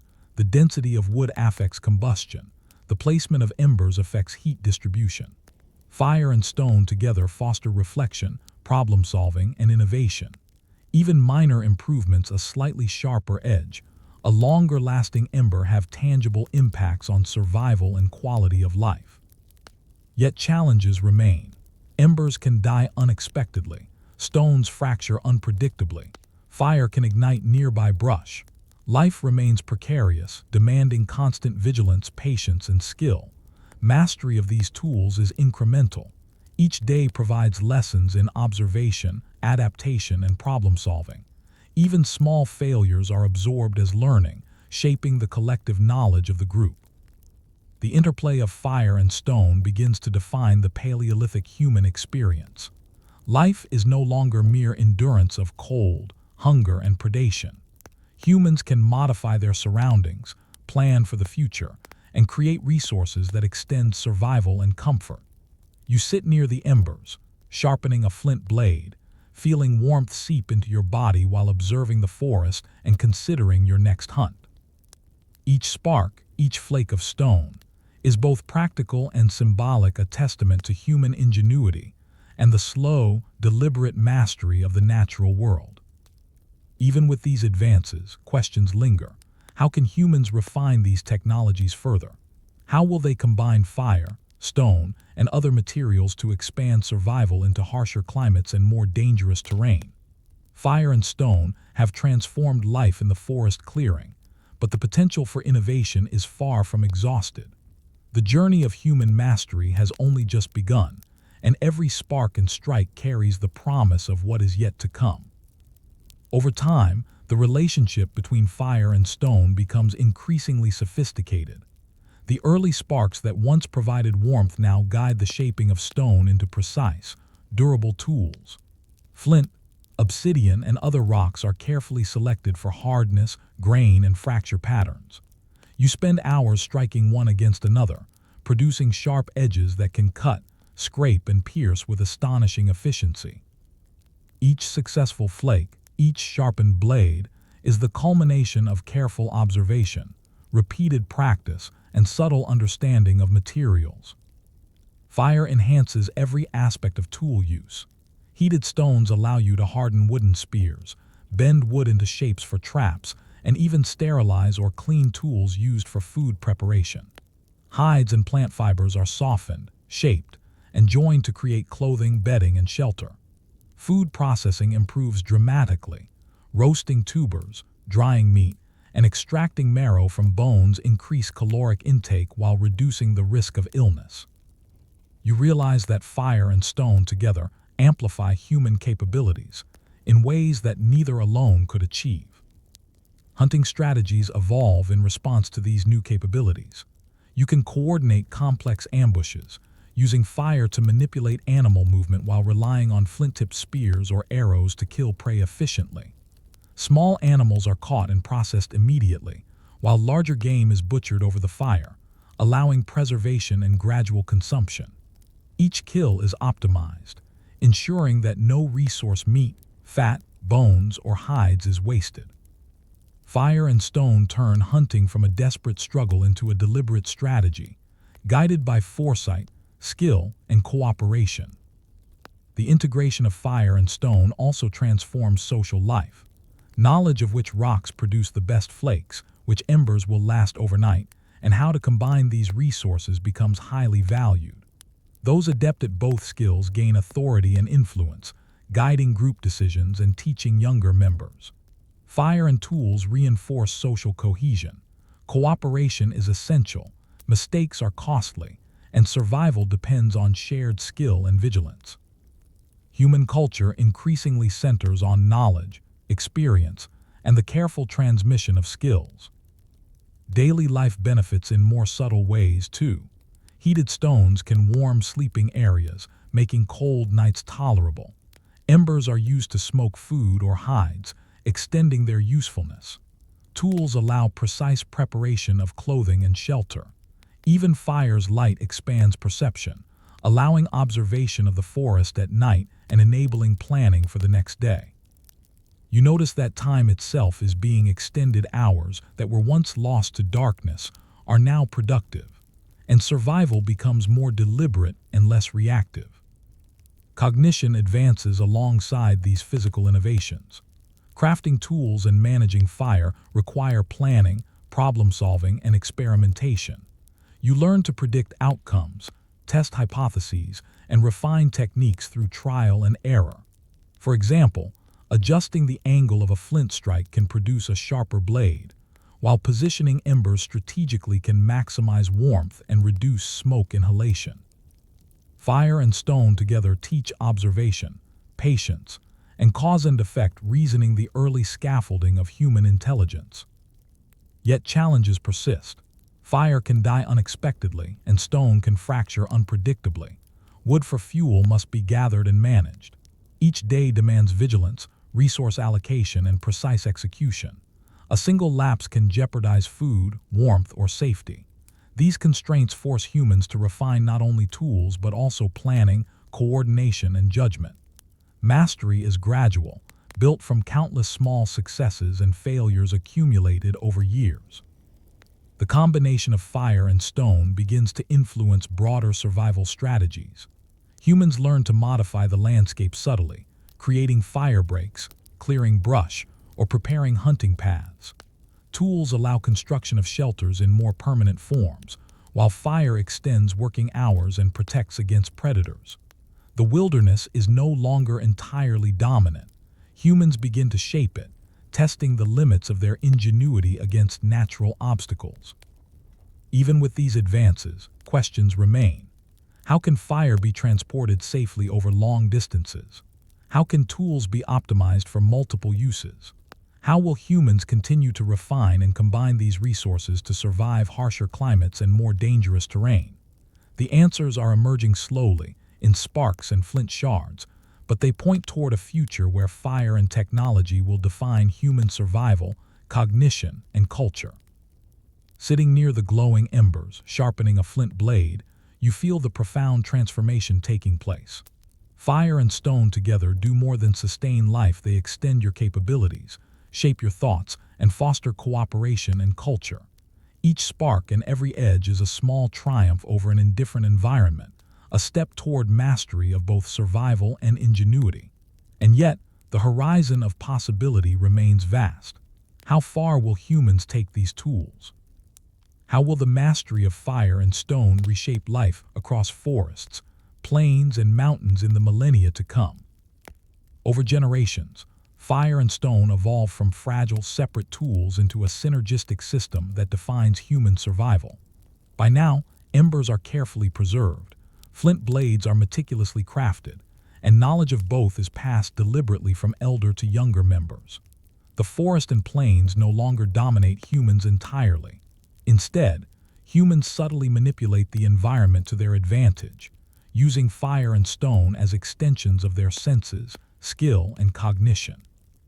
The most immediate impact is survival. Cooked food improves caloric intake and nutrient absorption, supporting endurance, growth, and brain development. Heated stones soften hides and plant fibers, producing clothing and bedding that protect against cold and insects. Sharpened tools increase efficiency in hunting, food processing, and shelter construction. Life is no longer dominated solely by fear, hunger, and exposure. Instead, humans gain a degree of control over these challenges, extending their reach in both time and space. Social dynamics are profoundly shaped. Those proficient in fire maintenance and tool-making hold influence, often guiding group strategy and decision-making. Knowledge becomes currency. A well-tended hearth or a reliably sharp blade is invaluable. Cooperation is reinforced, as survival depends on collective skill, shared labor, and attentive teaching. Social hierarchies emerge subtly around expertise, but the group's cohesion remains paramount. Survival demands collaboration over individual dominance. Cognition and culture are also transformed. Crafting tools, maintaining fire, and coordinating hunts require planning, abstract thinking, and problem-solving. The light of the fire extends waking hours, fostering communication, storytelling, and reflection. Shadows flickering on the forest floor or cave walls may inspire symbolic thought, early rituals, or storytelling. Fire and stone together catalyze imagination as much as survival, shaping the early human mind in ways invisible in the fossil record but undeniable in consequence. Hunting strategies reach a level of sophistication previously unimaginable. Flint-tipped spears, combined with the strategic use of fire, allow humans to manipulate animal behavior, drive prey into traps, and avoid predators effectively. Food preservation improves. Roasted meat can be rationed, smoked hides protect resources, and marrow is extracted efficiently. Fire and stone together turn subsistence into strategy, allowing humans to extend planning and optimize energy expenditure. Survival becomes proactive, rather than purely reactive. Even the environment itself is subtly altered. Paths are cleared, embers are transported, and hunting grounds are prepared with foresight. Humans are no longer passive actors in the wilderness.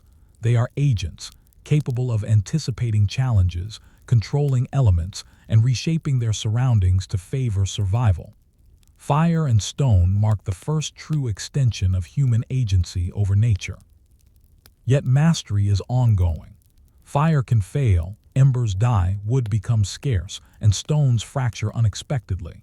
Each day demands attention, skill, and coordination. Even the most experienced fire tender or flint knapper knows that control is never absolute. This precariousness fosters patience, observation, and adaptability, embedding caution and intelligence into daily life. The combination of fire and stone ultimately transforms the human experience. Nights are no longer purely passive. Days are extended into productive hours. Skills, knowledge, and culture circulate efficiently within the group. Humans begin to anticipate needs, modify their environment, and plan for the future. Survival is no longer merely endurance, it becomes mastery of materials, strategy, and social cohesion. And yet, a question persists. If fire and stone have transformed life locally, how will humans ensure these innovations travel with them across landscapes, from forest to plains, from valley to mountain? How will the lessons learned in one region spread, leading to larger societal transformations? The journey of mastery has begun, but the horizon of human ingenuity remains vast and largely unexplored. Sitting by the fire, sharpening your blade, you feel the subtle shift. Life is no longer dictated solely by hunger, cold, or predators. Fire warms, stone sharpens, and knowledge guides. You see the promise of a future where humans extend their reach beyond immediate survival, reshaping not only their environment but their very capacity for innovation, cooperation, and culture. The spark of possibility, once fleeting and fragile, now burns steadily, a foundation for the human story yet to be written. Story 6. The Hearth is Home, Early Human Settlements in Fire. Imagine a river valley tens of thousands of years ago. The terrain is rich with water, game, and edible plants, yet it remains unpredictable. Seasons shift rapidly, storms sweep through, and predators roam. You are part of a small group of humans who have discovered a series of sheltered spots along the riverbank, rock overhangs, shallow caves, and grassy hollows. For the first time, fire is not merely a tool for immediate survival in a fleeting location. It is central to the idea of home. Fire at a settlement is deliberate and strategic. You gather stones to create a hearth, arranging embers to provide consistent heat while minimizing the risk of sparks igniting surrounding brush or grass. Wood is selected not only for combustion, but for longevity-dense hardwoods for long-lasting coals, resin-rich branches for quick sparks. The fire becomes the center of daily life, radiating warmth, light, and a sense of permanence in an otherwise unpredictable world. Food preparation transforms dramatically. Roasted meat, cooked tubers, and preserved roots are shared around the hearth. The predictability of fire allows the group to plan meals, ration food, and experiment with cooking techniques. You notice subtle improvements in nutrition. More calories are extracted from tough plants, meat is safer to consume, and energy reserves are increased. The hearth turns sustenance from a momentary necessity into a structured practice, supporting both survival and growth. Shelter construction evolves alongside fire use. Simple lean-tos and rock overhangs are enhanced with fire in mind. Smoke vents are considered. Hearths are placed to maximize heat distribution, and sleeping areas are arranged to stay warm throughout the night. The presence of fire allows for longer-term habitation, enabling the group to remain in one location for weeks or months rather than constantly moving. Humans begin to think in terms of home rather than temporary refuge. Social dynamics are reshaped by the hearth. Fire tending becomes a specialized skill, and those adept at maintaining the flame gain influence within the group. You notice that evenings are no longer spent only in vigilance against predators or cold. Instead, the hearth becomes a gathering place for teaching, storytelling, and cooperation. Children learn the rhythms of fire, observing elders select wood, manage embers, and plan daily activities around its presence. Knowledge is preserved, transmitted, and celebrated. The hearth also enables planning and labor previously impossible in transient camps. Tools can be repaired or sharpened by firelight, hides softened for clothing, and food preserved for future consumption. You experiment with combinations of fire and stone to optimize efficiency, realizing that the hearth is not merely a source of warmth, but a platform for survival innovation. The group's capacity to anticipate needs grows alongside their mastery of these tools. Even hunting strategies are refined around the hearth. Firelight allows you to track and butcher prey safely at night. Smoke can drive animals toward traps or prevent predators from approaching while the group rests.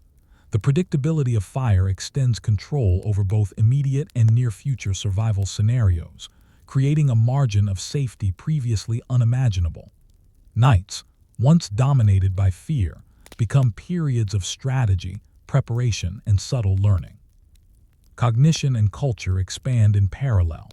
The central hearth fosters dialogue, reflection, and the early foundations of ritual and symbolic thought. Flickering flames illuminate faces, gestures, and tools, enabling communication and imagination. You begin to see fire not just as a tool but as a social and cognitive medium, shaping relationships, learning, and cultural practices. The hearth becomes the stage for both survival and the development of human thought. Yet challenges remain. Fire is delicate and requires constant attention. Wood must be gathered and protected from moisture. Embers need careful management. Accidental sparks can ignite shelter or surroundings.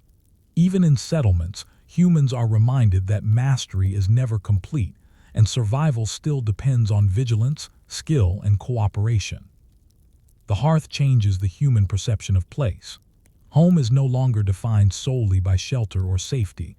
It is defined by warmth, light, and the capacity to gather, teach, and plan. Fire becomes the first permanent domestic partner, linking survival to culture, cognition, and social organization. And even as the embers glow, you wonder, how will the simple hearth evolve to support larger communities, more complex tasks, and the spread of human innovation across landscapes? As your group continues to inhabit the river valley, fire grows increasingly central to daily life. The hearth is no longer just a tool for warmth or cooking, it is the anchor around which settlement and society revolve. Each ember preserved, each carefully arranged stone circle, represents not only survival, but also the emergence of a human sense of permanence. The landscape is no longer a fleeting shelter. It becomes a place of habitation, experimentation, and memory. Resource management takes on new complexity. Wood must be gathered consistently, requiring knowledge of nearby forests, seasonal growth, and sustainable harvesting. Sparks and embers are carefully transported when relocating temporary camps within the valley. Even fuel efficiency becomes a priority. Smaller pieces of wood are used to maintain warmth at night, while larger logs are preserved for extended heating or cooking. Fire management transforms survival into a deliberate, proactive practice. Food preparation and preservation evolve alongside these innovations. Cooking over the hearth becomes more controlled. Meat is roasted to retain maximum nutrition, roots are softened to improve digestibility, and marrow and fat are extracted for energy storage. You notice that fire allows for experimentation, roasting at different intensities, drying food for transport, or even combining ingredients. Fire extends both the variety and reliability of the diet, making survival less precarious and more predictable. Social structures solidify around the hearth. Elders and experienced firetenders command respect, guiding decisions about food allocation, group movement, and resource use. Younger members observe, imitate, and practice under supervision. Fire creates a shared responsibility. Tending the embers, arranging wood, and ensuring warmth for all is a collective task. Cooperation becomes not just beneficial but essential, and knowledge becomes a social currency that reinforces hierarchy, trust, and cohesion. The hearth also reshapes daily labor. Extended hours of light allow tool repair, hide preparation, and other maintenance tasks to be performed safely at night. Heated stones and embers enhance efficiency. Wood can be shaped for shelter, hides softened for clothing, and small game prepared quickly. The settlement itself becomes a space where multiple survival tasks converge, creating a hub of productivity and learning. Fire is the catalyst that integrates these tasks into a coherent system of life. Hunting and environmental management adapt to the new rhythms of settlement. Firelight allows nighttime observation, tracking, and preparation for early morning hunting excursions. Smoke can be used to manipulate animal movement or deter predators. Humans increasingly anticipate challenges, using both fire and stone tools to shape the environment to their advantage. The settlement transforms from passive refuge to active center of strategic survival. Cognition and culture continue to expand alongside these material advances. Even simple hearth arrangements stimulate symbolic thought. The circle of stones becomes a center for gathering, storytelling, and ritual. Flickering light illuminates faces and tools, creating opportunities for teaching, imagination, and reflection.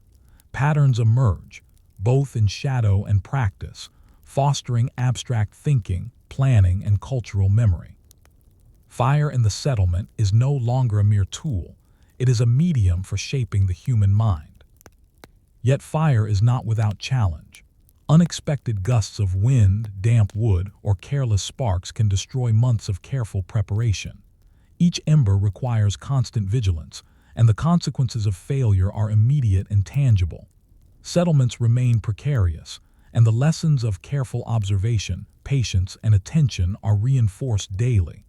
Fire mastery is a living practice, continually tested by the environment and circumstance. The hearth also encourages social and emotional bonds.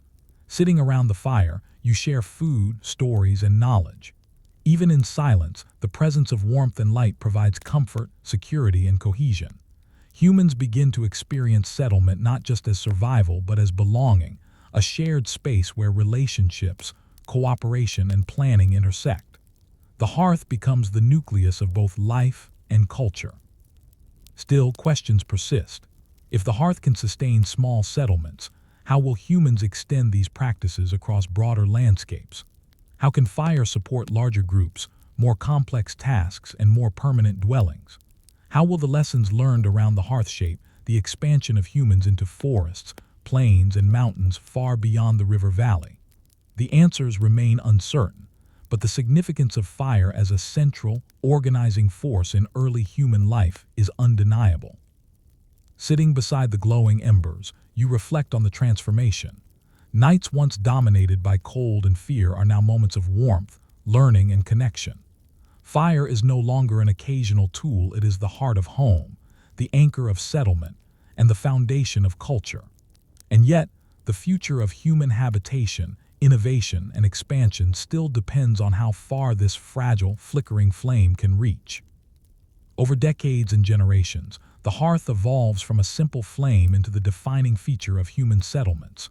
You wake to the warm glow of embers preserved through the night, and the landscape around you, the riverbank, rock overhangs, and grassy hollows, feels more secure and familiar than the unpredictable forest beyond. Fire no longer simply sustains life, it organizes it.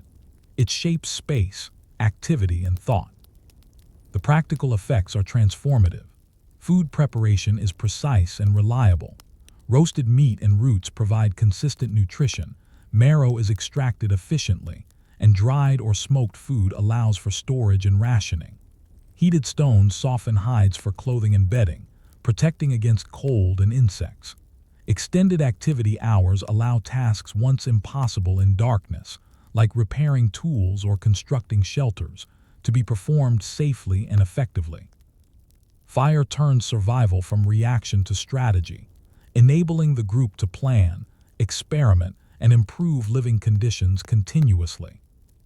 Social hierarchies solidify around this mastery.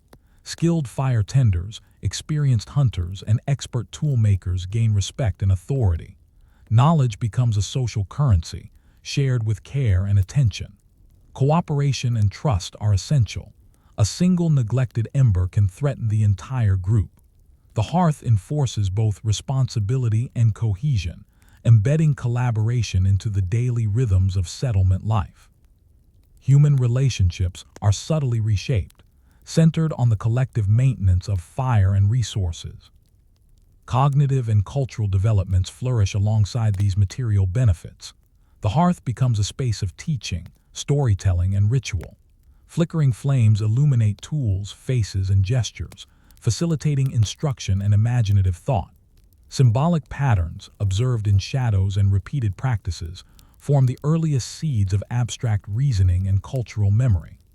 Fire becomes both a practical and intellectual medium, linking survival to learning, reflection, and social identity. Hunting and landscape management reach new levels of sophistication. Fire is used to drive game, deter predators, and create safer approaches to the forest and river. Combined with sharpened stone tools, humans can hunt strategically rather than opportunistically. Settlements become hubs of knowledge, maps of local terrain, seasonal animal behavior, and fuel resources circulate orally and through repeated practice.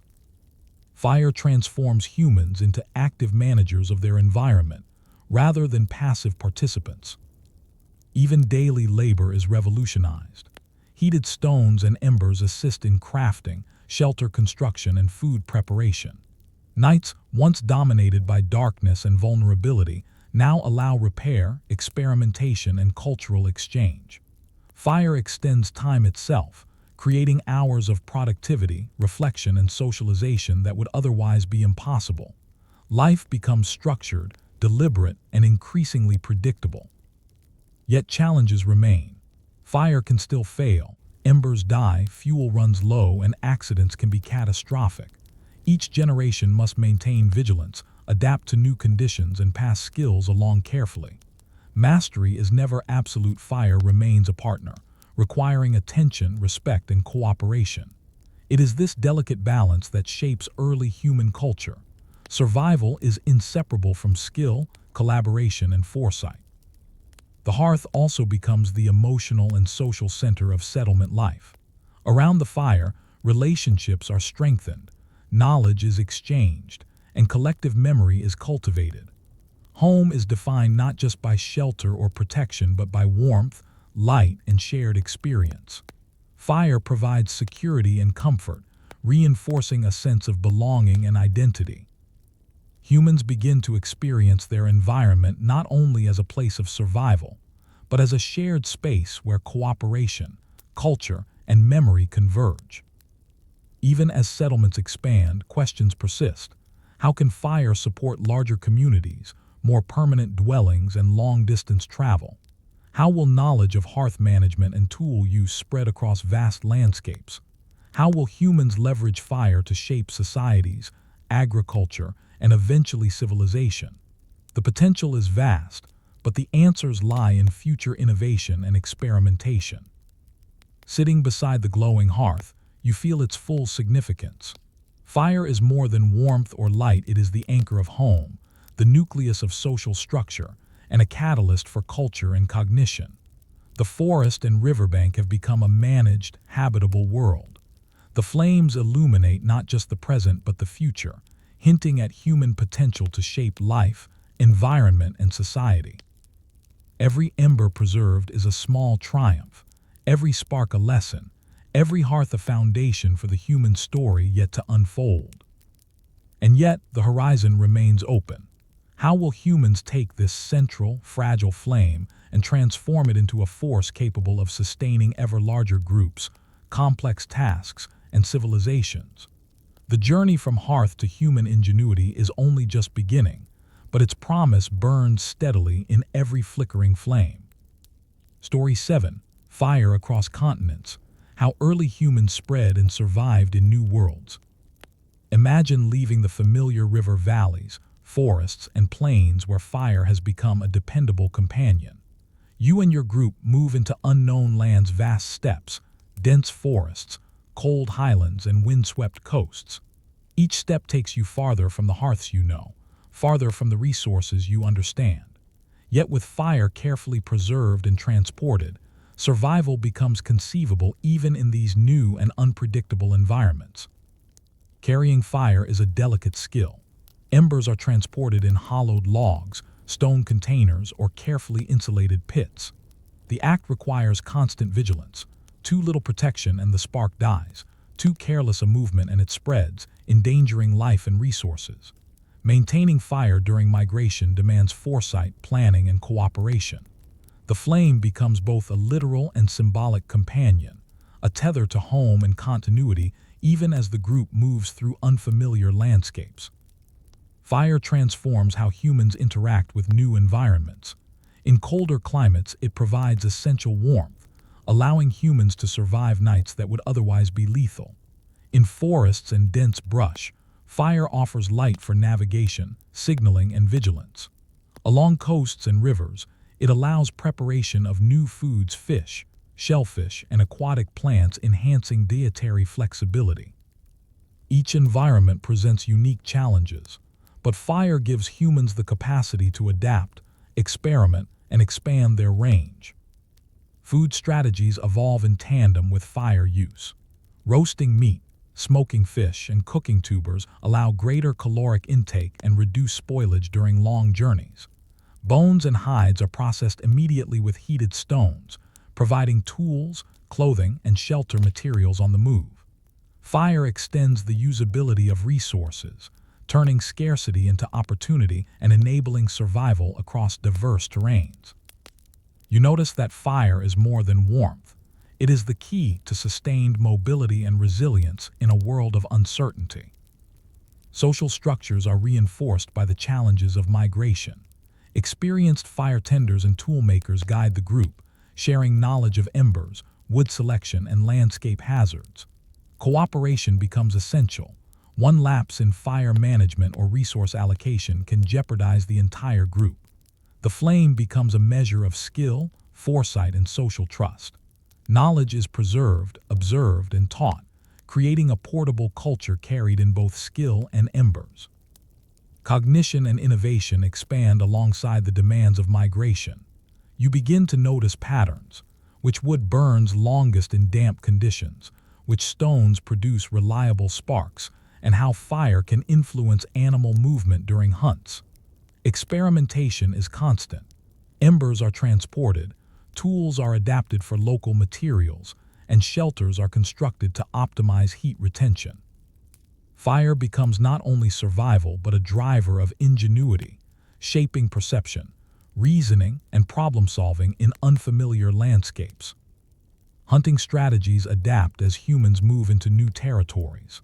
Fire drives prey from cover, deters predators, and enables nighttime observation. Combined with portable stone tools, humans can hunt with precision and efficiency even in ecosystems previously unknown to them. Survival shifts from passive adaptation to active manipulation of resources, landscape, and animal behavior. Fire transforms humans into strategic agents, capable of navigating and exploiting diverse environments. Yet fire remains fragile. Cold, wind, rain, and long distances challenge the flame's survival. Each ember preserved is an act of skill, vigilance, and cooperation. Fire is simultaneously empowering and precarious, a constant reminder that mastery requires patience, knowledge, and respect for nature. Despite its power, humans cannot impose absolute control. They negotiate with the environment through observation, adaptation, and practice.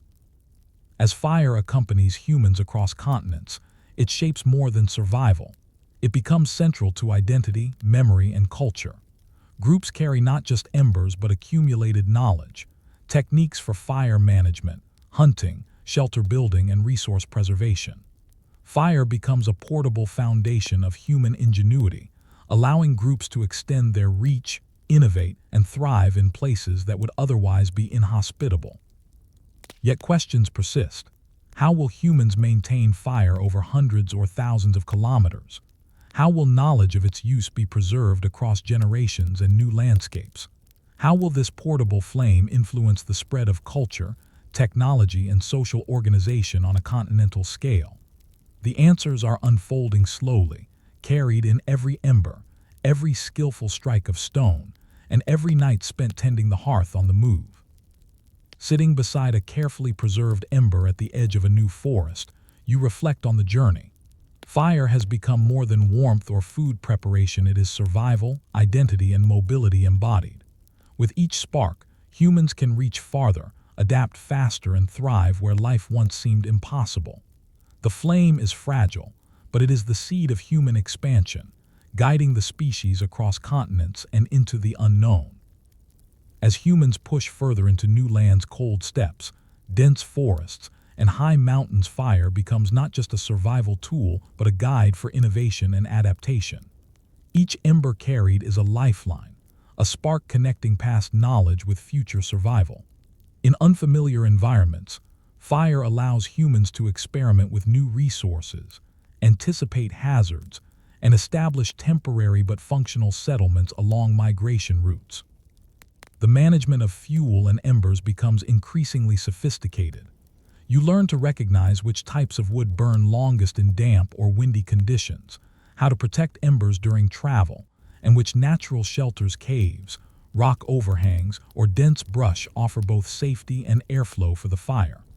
Fire is mobile but fragile. Its survival depends on skill, observation, and constant care.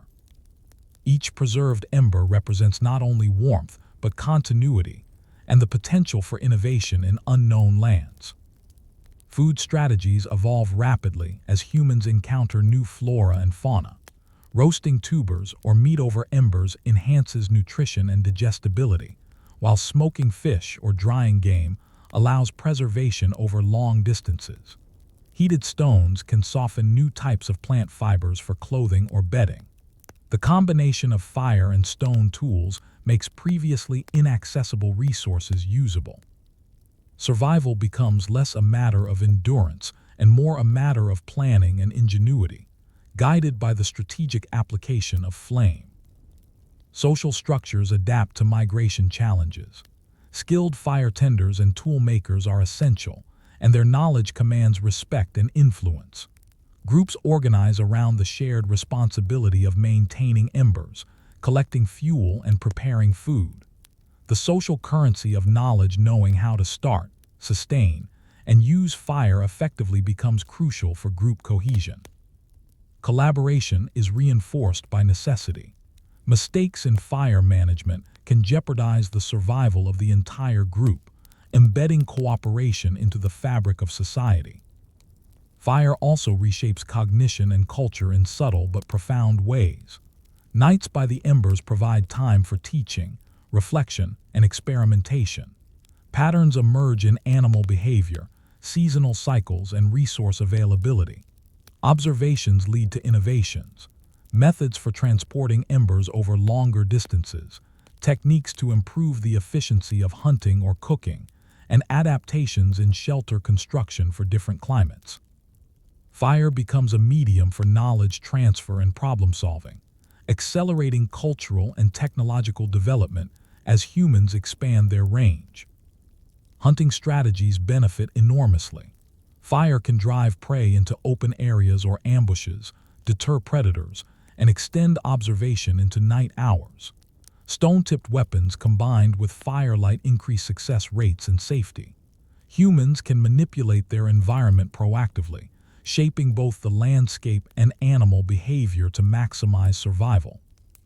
Fire and stone together enable strategic decision-making, turning migration from a precarious journey into a calculated process of expansion. Daily life is transformed by fire as well. Extended activity hours allow tool repair, food preparation, and shelter construction in ways previously impossible. Heated stones soften hides and fibers for clothing, bedding, and containers. Smoke keeps insects and predators at bay, and the light allows observation of surroundings even at night. Fire extends human capability into hours and spaces that would otherwise be dominated by danger and vulnerability. Yet challenges remain. Fire is fragile. Sudden storms, damp fuel, or careless handling can extinguish it. Migration amplifies the risk. Each ember must be carefully protected. Survival depends on observation, adaptation, and careful coordination. Humans learn that fire is a partner requiring respect, patience, and skill. Even the most proficient group cannot take mastery for granted. Despite these challenges, fire allows humans to spread into virtually every ecosystem on Earth. It enables survival in cold climates, forests, and plains. It fosters innovation, supports social organization, and preserves cultural knowledge. Fire becomes the backbone of human expansion, providing both practical and symbolic continuity as groups move across continents. Each ember carried is not only warmth, it is knowledge, strategy, and the seed of civilization. Even as humans adapt, questions remain. How will fire be maintained over generations during migration? How will knowledge of fire use spread across groups and landscapes? How will humans innovate further to ensure that fire supports larger communities, permanent settlements, and more complex social structures? The flame guides the journey, but its ultimate role in shaping human civilization is only beginning to be realized. Sitting beside carefully preserved embers at the edge of an unfamiliar forest, you feel the power of fire as both tool and guide. It enables survival, encourages cooperation, and stimulates innovation. With each spark preserved, humans push farther, adapt faster, and transform the unknown into habitable, manageable space. Fire is fragile, yet indispensable, a partner in migration, a foundation for culture, and a symbol of human ingenuity across continents. As generations pass, fire becomes more than a portable survival tool. It becomes the lifeblood of human expansion across continents. Groups carry embers across rivers, valleys, and mountains, adapting techniques to new climates and ecosystems. Fire allows humans to inhabit regions that would otherwise be uninhabitable: cold tundra, dense forests, arid plains, and rugged highlands. Wherever humans go, fire transforms the environment from a threat into a space they can negotiate, manipulate, and endure. The practical impact is profound. Warmth from carefully preserved embers sustains life through frigid nights. Roasted food and smoked meat increase caloric intake and reduce disease risk. Heated stones soften hides for clothing, bedding, and shelter, allowing humans to survive extreme weather. Even in unfamiliar regions, fire enables experimentation with local plants and animals, converting previously inedible or inaccessible resources into nourishment. Each ember carried is a lifeline, each flame preserved a step toward stability in a volatile world. Social structures deepen and expand. Skilled fire tenders, tool makers, and hunters gain authority, guiding group movements and teaching essential survival techniques. Knowledge of fire, wood selection, ember preservation, and safe hearth construction becomes central to social cohesion. Cooperation is essential. A single ember can determine life or death, embedding trust and shared responsibility into group culture. Fire shapes society as much as survival, defining hierarchy, collaboration, and the transmission of knowledge across generations. Cognition, innovation, and culture flourish. Extended hours of light allow teaching, observation, and reflection. Firelight provides a stage for storytelling, symbolic thought, and the exchange of survival strategies. Patterns in animal behavior, seasonal cycles, and resource availability are observed and recorded orally, forming early traditions of environmental understanding. Fire becomes a catalyst for human creativity, shaping not only immediate survival but the trajectory of thought, planning, and culture on a continental scale. Hunting and environmental strategies evolve. Fire is used to drive game, deter predators, and provide safe observation points. Stone tools sharpened and used in conjunction with fire enable more efficient processing of animals and plants. Humans actively modify the landscape, clearing brush, managing fuel, and creating temporary refuges, transforming their surroundings to better suit survival. Fire turns humans from reactive participants into strategic managers of ecosystems, capable of shaping life and environment simultaneously. Daily labor and survival routines are transformed. Nights once lost to vulnerability become productive hours for crafting tools, repairing shelters, or preparing food for long journeys. Heated stones and embers allow clothing, bedding, and containers to be produced or maintained. Firelight facilitates learning, planning, and coordination. Humans begin to structure life around the rhythm of flame, embedding survival, skill building, and cultural practice into every day. Yet fire remains delicate. Rain, wind, or human error can extinguish it. Each ember requires vigilance, attention, and skill to maintain. Migration is both facilitated and constrained by fire. Mastery is never absolute. Humans learn humility, patience, and respect for the power and fragility of the flame. It is a partnership, not domination, a fragile but essential tool for survival and progress. Through fire, humans spread widely and successfully. From Africa to Europe, Asia, and eventually the Americas, embers accompany groups into every corner of the globe. Fire becomes a portable technology, a marker of culture, and a foundation for human resilience. It enables expansion, experimentation, and adaptation, allowing humans to thrive in diverse environments and laying the groundwork for permanent settlements, complex societies, and civilizations yet to come. Even as humans adapt to new continents, questions remain. How will fire support permanent settlements, agriculture, and large-scale social organization? How will knowledge of fire and survival strategies spread and evolve over generations? How will this fragile flame continue to shape human innovation and expansion? The answers are hinted at in each preserved ember, in every controlled flame, and in the strategic decisions made across the landscapes of early human life. Sitting beside a carefully maintained hearth in a cold, unfamiliar land, you feel the full significance of fire. It is survival, mobility, knowledge, and culture intertwined. With each spark preserved, humans extend life into new territories, transform landscapes, and create the foundation for civilization. Fire is fragile, yet it is the pulse of human expansion, a partner in migration, a catalyst for ingenuity, and the constant companion that enables humans to shape the world itself. Story 8: Fire and Family. How flame shaped early human social structures. Picture a small group of humans gathered around a crackling fire at dusk. The day's hunt is complete, meat is roasting on heated stones, and the cold night is held at bay by the warmth of embers. The forest or grassland beyond the fire remains dark and uncertain, yet within the circle of light, life is secure, predictable, and social. Fire has become more than a tool, it is the anchor of family and community life. From an early age, humans learn that survival is intertwined with cooperation.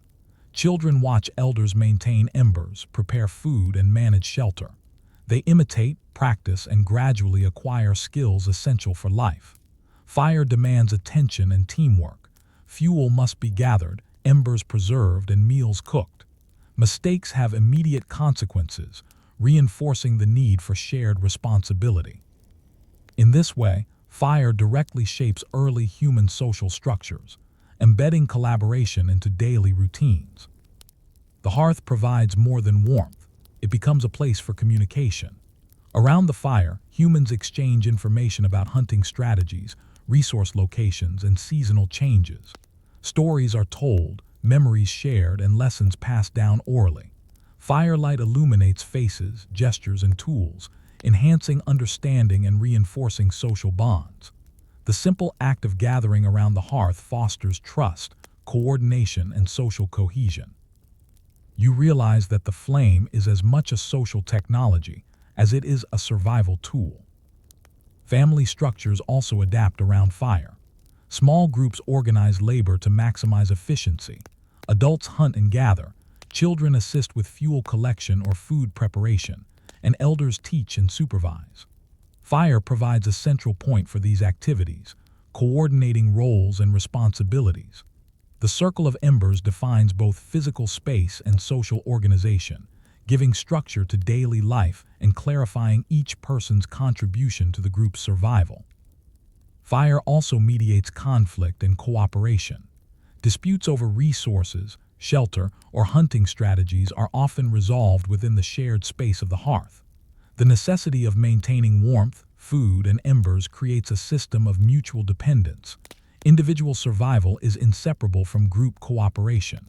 Respect, trust, and skill are recognized, reinforcing social hierarchies while promoting collective well-being. Cognition and culture expand in the hearth's glow. Extended night hours allow for reflection, planning, and problem-solving. Humans can experiment with food preparation, tool maintenance, and shelter construction in safety and warmth. Symbolic thought may emerge as stories are told and gestures emphasized by flickering flames. The hearth becomes a medium for learning, imagination, and abstract reasoning, a crucible in which culture begins to form. Hunting strategies also reflect social coordination around fire. Fire can be used to drive animals into ambushes or away from settlements. Embers allow night observation of predators and prey, enabling groups to plan safer movements and improve hunting success. Stone tools sharpened by heated stones are used efficiently to process food. Fire and cooperation together amplify survival, extending both physical capability and strategic planning. Even mundane tasks gain significance. Food preservation, clothing preparation, and shelter construction are performed around the hearth, integrating survival skills with social interaction. Each ember, flake of stone, and piece of wood becomes a focal point for teaching, cooperation, and memory.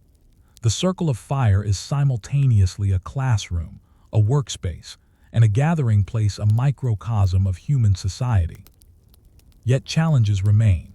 Fire must be carefully maintained, fuel collected, and embers preserved. Mistakes endanger warmth, food, and survival. Even within the social cohesion it fosters, fire requires constant vigilance.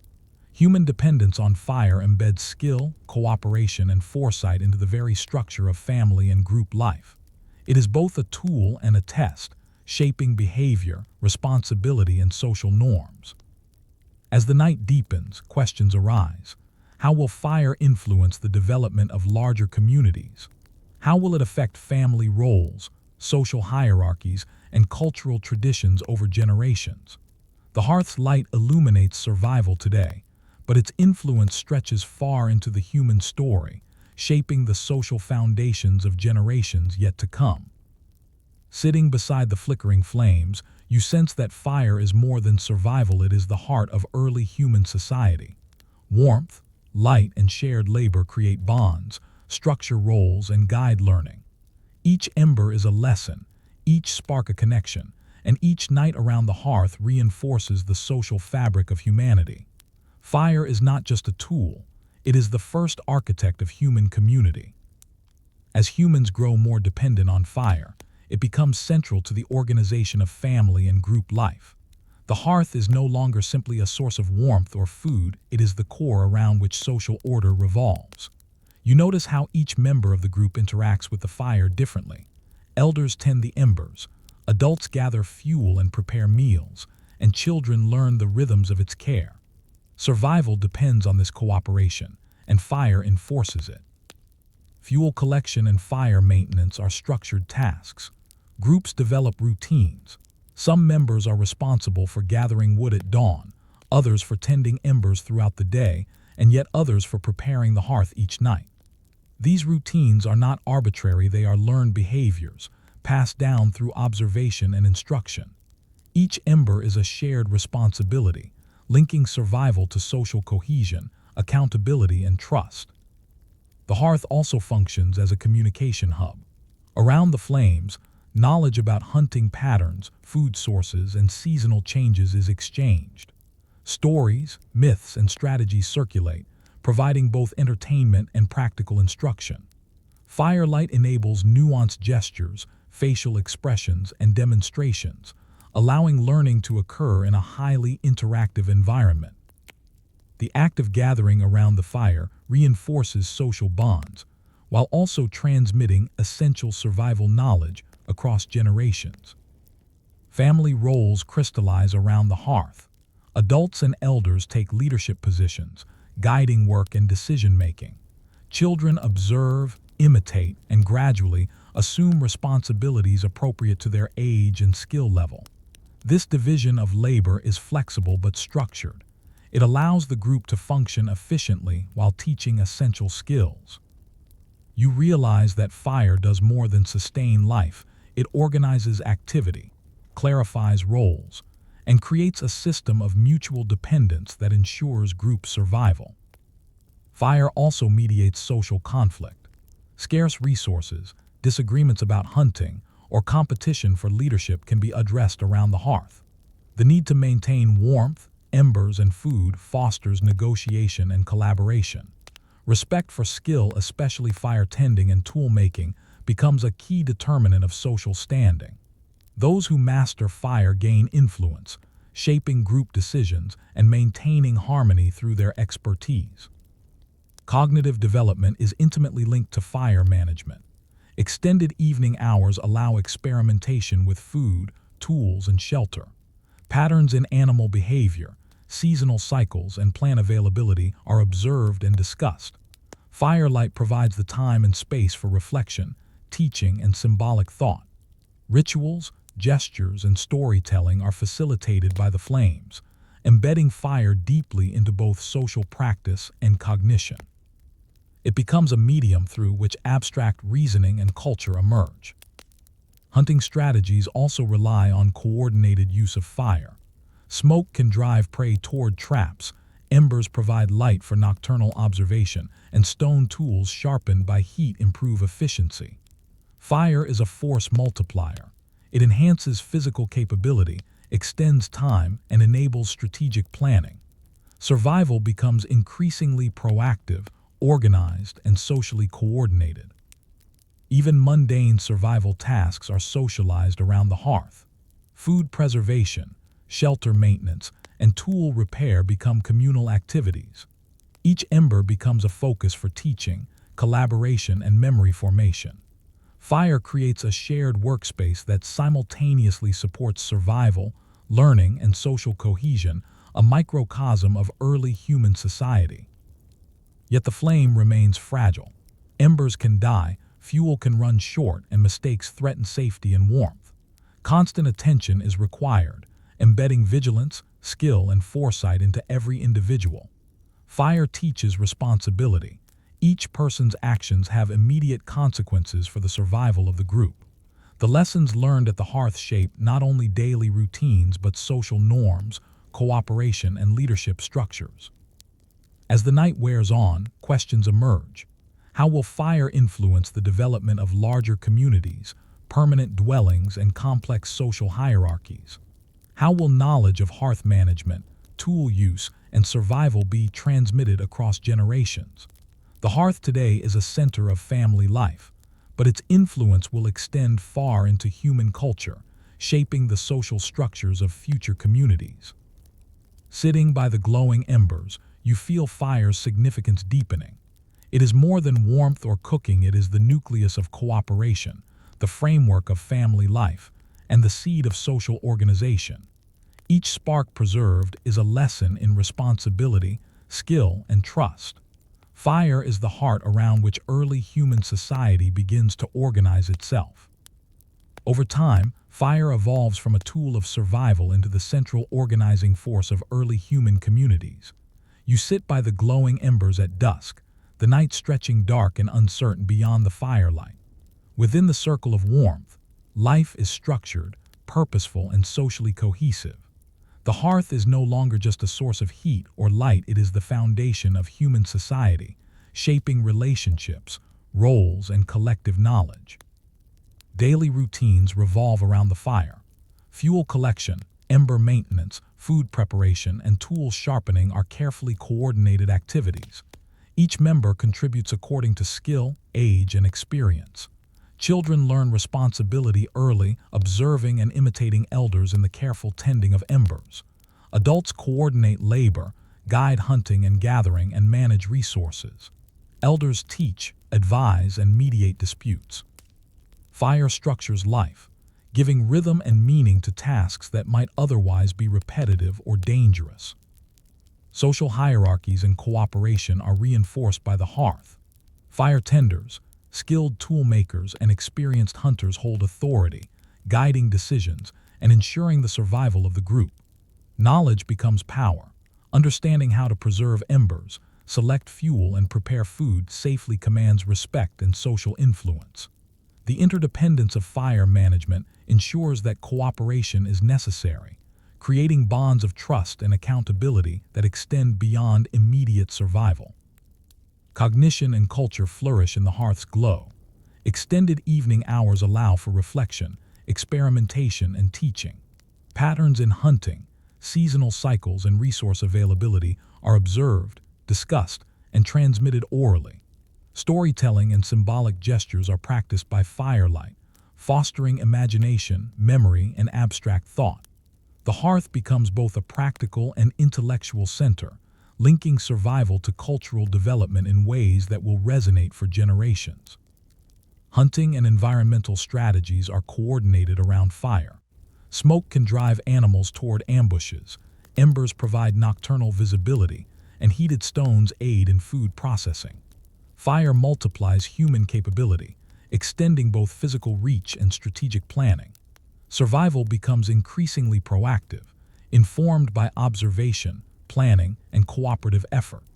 The flame transforms not only how humans live but how they organize and perceive the world around them. Even routine tasks take on social significance. Preparing food, repairing tools, and constructing shelters are communal activities that reinforce bonds and transmit knowledge. Each ember is a focus for teaching and collaboration. The hearth acts as a shared workspace, classroom, and gathering place a microcosm of human society where survival, learning, and social cohesion intersect. Yet the flame remains delicate. Wind, rain, and human error can extinguish it. The consequences of neglect are immediate, embedding responsibility, foresight, and vigilance into daily life. Fire shapes behavior, enforces collaboration, and strengthens social norms. It is both a partner and a teacher, demanding skill and attention while offering warmth, sustenance, and community. Over generations, the hearth fosters the first seeds of extended social organization. Knowledge of fire management, tool use, and survival practices is preserved and passed down. Families and small groups expand into larger communities, settlements become more permanent, and social roles diversify. Fire's influence extends beyond survival, it becomes the glue that binds communities, the medium through which culture is transmitted, and the foundation upon which larger societies will be built. Even as humans settle more permanently, questions remain. How will fire continue to shape family life, leadership structures, and social cohesion as populations grow? How will the skills learned around a simple hearth evolve into the complex organization required for villages, towns, and eventually cities? The humble flame that once provided warmth now holds the promise of civilization itself, a foundation for human culture, cooperation, and collective ingenuity. Sitting by the fire, you recognize its profound significance. Fire is more than a tool for survival, it is the architect of social life, the center of family and community, and the engine of cultural memory. Each spark preserved is a lesson, each flame a link across generations, and each hearth a foundation for the human story yet to unfold. Fire shapes not only where humans live, but how they cooperate, and how society itself takes form. Story 9. Fire and Conflict. How flame changed early human warfare and defense. Imagine a small human group settling near a forested valley. Life revolves around the hearth, hunting, and survival, yet threats are constant predators, rival groups, and environmental hazards. In this precarious world, fire takes on a new and formidable role. It is no longer just warmth or light, but a weapon, a deterrent, and a strategic tool in human conflict.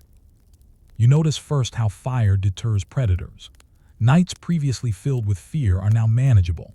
Embers and flames are carefully maintained at the perimeter of shelters, discouraging wolves, large cats, or other carnivores from approaching. Smoke carries scent and signals across distances, alerting both humans and animals to presence. Fire establishes boundaries, protecting the group while simultaneously asserting dominance over territory. What was once purely defensive begins to have offensive potential. Early humans experiment with using fire in hunting ambushes and small-scale confrontations with rival groups. Smoke can drive prey or intruders into traps. Flames can be manipulated to control movement, block paths, or create zones of danger. Even primitive torches or burning branches serve as psychological weapons, projecting strength and deterring attacks. The human understanding of fire is evolving. It is no longer passive, but a tool of strategy and influence.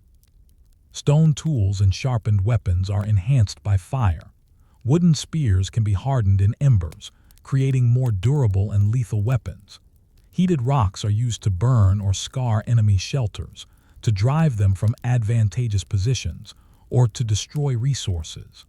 Fire amplifies human ingenuity and lethality, transforming survival tactics into rudimentary warfare techniques.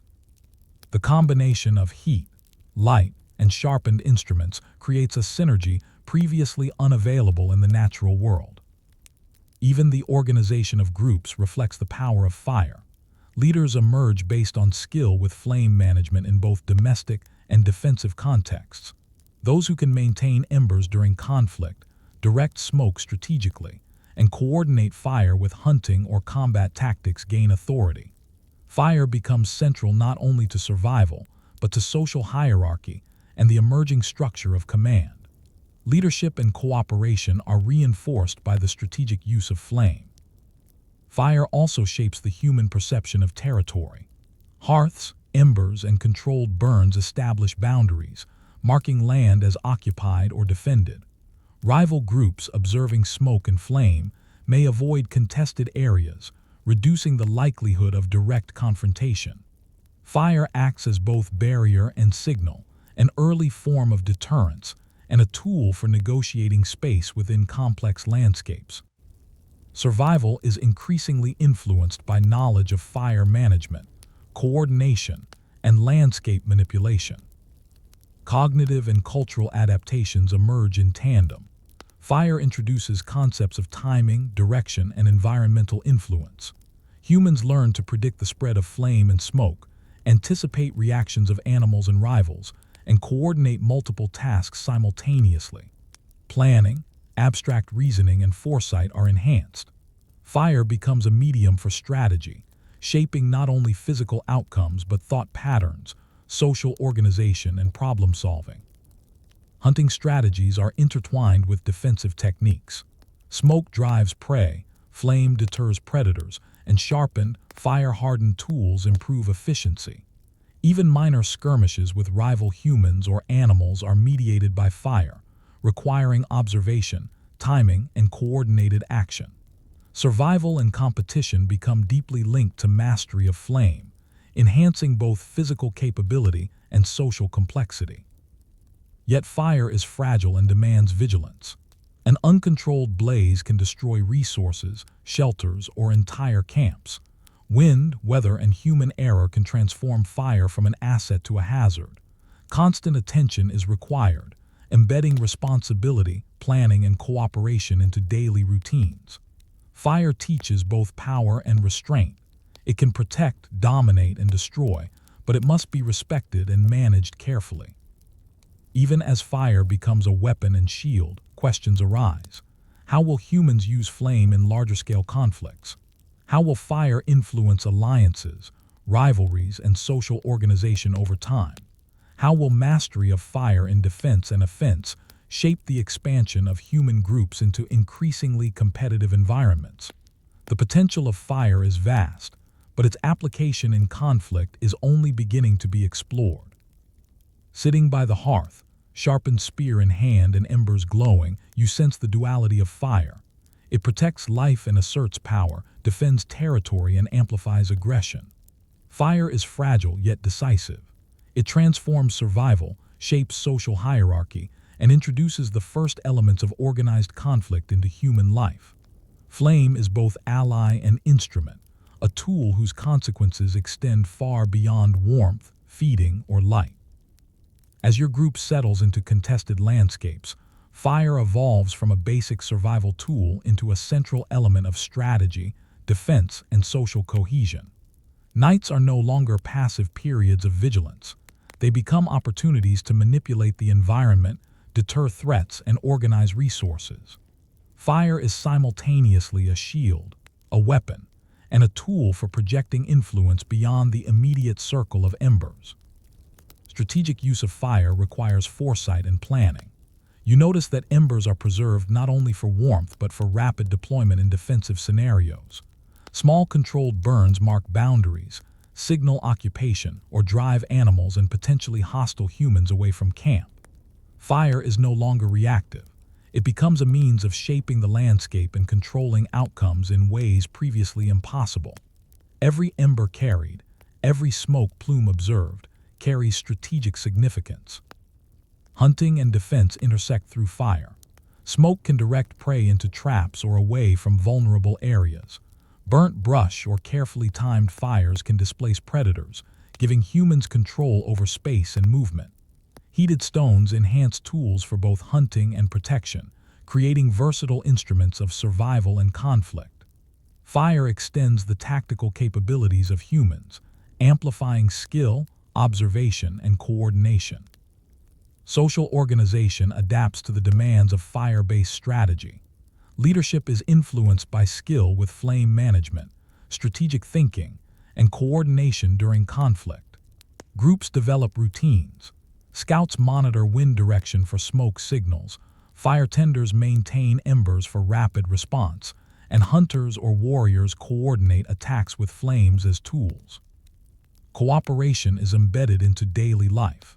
Failure to maintain fire can jeopardize the entire group, reinforcing accountability, hierarchy, and trust. Even knowledge transmission is shaped by fire. Elders teach not only how to start and preserve embers, but how to use fire strategically both for survival and in confrontations with other groups. Skills in fire management, hunting, and defense are learned collectively around the hearth. The flames themselves become an educational medium, illuminating tools, gestures, and demonstrations. Knowledge becomes portable, preserved in both memory and the careful management of flame.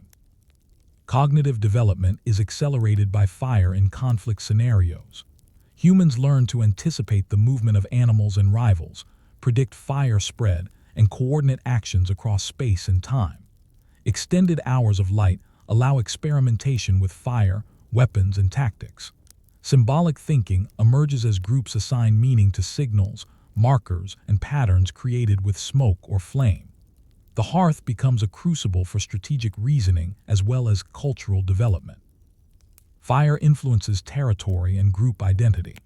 Controlled burns and maintained embers delineate occupied spaces, signal presence to rivals, and create zones of safety. Groups learn that fire is both protection and communication, an instrument of influence over landscape and neighbors alike. Survival depends on skillful use of flame, coordination of labor, and attention to both physical and social environments. Yet challenges remain. Uncontrolled fires can devastate settlements, destroy resources, or expose groups to danger. Environmental conditions, wind, rain, and terrain can unpredictably alter fire behavior. Mastery of fire demands vigilance, adaptability, and cooperation. Fire teaches both power and humility. It is indispensable for survival and conflict, yet demands respect and careful management. As the night deepens, questions emerge. How will humans coordinate fire use in larger groups, during prolonged conflicts, or across broader territories? How will mastery of flame influence alliances, rivalries, and the evolution of social hierarchies? Fire is a tool, but its consequences ripple far beyond immediate survival, shaping both strategy and society. Sitting by the glowing embers, you sense the dual role of fire in early human life. It is protector and deterrent, weapon and signal, a fragile but decisive instrument of survival and strategy. The mastery of fire becomes inseparable from leadership, cooperation, and planning. Flame is not just warmth or light, it is the first extension of human influence into the environment and into the organization of society itself. Over time, fire transforms from a domestic convenience into a decisive factor in survival, defense, and early human conflict. Settlements are no longer simply places of shelter. They are strategically designed around the hearth and controlled flames. You notice that embers are preserved with ritual-like care, not only for warmth and cooking, but for defense, signaling, and territorial control. Fire becomes a central element in the organization of life and the projection of power. The practical effects are profound. Controlled fires establish boundaries and create zones of safety around settlements. Smoke and flame are used to communicate over distances, warning allies or deterring potential threats. Heated tools and embers enhance hunting and defensive capabilities, allowing humans to manipulate their environment in ways no other species can. Fire extends both physical and social reach, granting humans a level of control over survival and conflict previously unimaginable. Social structures adapt to the demands of fire-centered strategy.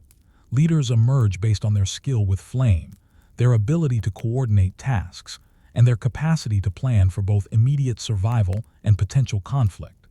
Knowledge of fire management becomes a form of authority. Those who can start, preserve, and strategically deploy embers influence decisions and group behavior. Cooperation is enforced through necessity. A neglected ember or mismanaged fire can threaten the entire group. Fire thus reinforces hierarchy, accountability, and trust. Cultural and cognitive developments are accelerated. Extended hours of firelight allow for teaching, problem-solving, and planning. Symbolic thought is fostered through the use of flame and smoke as signals, and storytelling by the hearth conveys lessons, strategies, and collective memory. Fire becomes both a medium and a catalyst for strategic thinking, abstract reasoning, and cultural transmission. Knowledge is embedded in practice as much as in memory, linking survival, social cohesion, and learning. Hunting and environmental strategies are deeply intertwined with fire. Controlled burns drive game toward traps or away from settlements. Smoke and embers allow observation of predators or rival groups at night. Heated stones improve tools for both defense and subsistence. Humans act as strategists and environmental managers, using fire to manipulate outcomes in both natural and social landscapes. Survival becomes proactive and coordinated, reinforcing both group cohesion and individual skill. Even routine activities gain strategic significance. Food preparation, tool repair, and shelter construction are performed with awareness of potential conflict. Every ember becomes a resource, every controlled flame a tactical advantage. Fire is a constant factor in decision-making, shaping not only physical survival, but the evolution of social systems and collaborative behaviors. Yet fire is still delicate and demanding. Environmental conditions, human error, and carelessness can destroy months of preparation. Mastery requires vigilance, foresight, and cooperation. Fire teaches both power and humility. It is indispensable for survival and conflict, yet it demands respect. Early humans learned that strength is not only in physical capability, but in skill, coordination, and the careful management of resources. Through fire, humans gain both protection and influence. Settlements become defensible, territories become marked, and survival is enhanced through strategic use of flame. Fire shapes the evolution of leadership, cooperation, and social organization, laying the groundwork for more complex communities.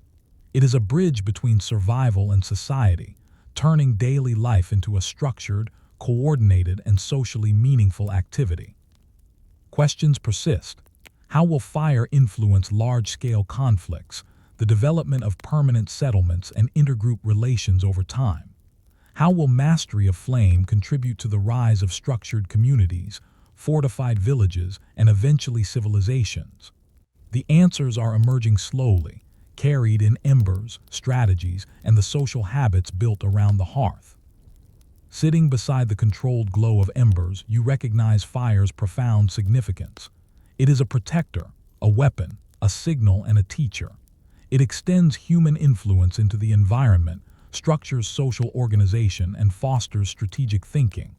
Fire is fragile, yet decisive, a force that shapes survival, society, and the human story itself. In the careful management of flame, early humans discover not only how to live, but how to organize, cooperate, and project power, a foundation upon which the future of civilization will be built. Story 10. Fire and Food.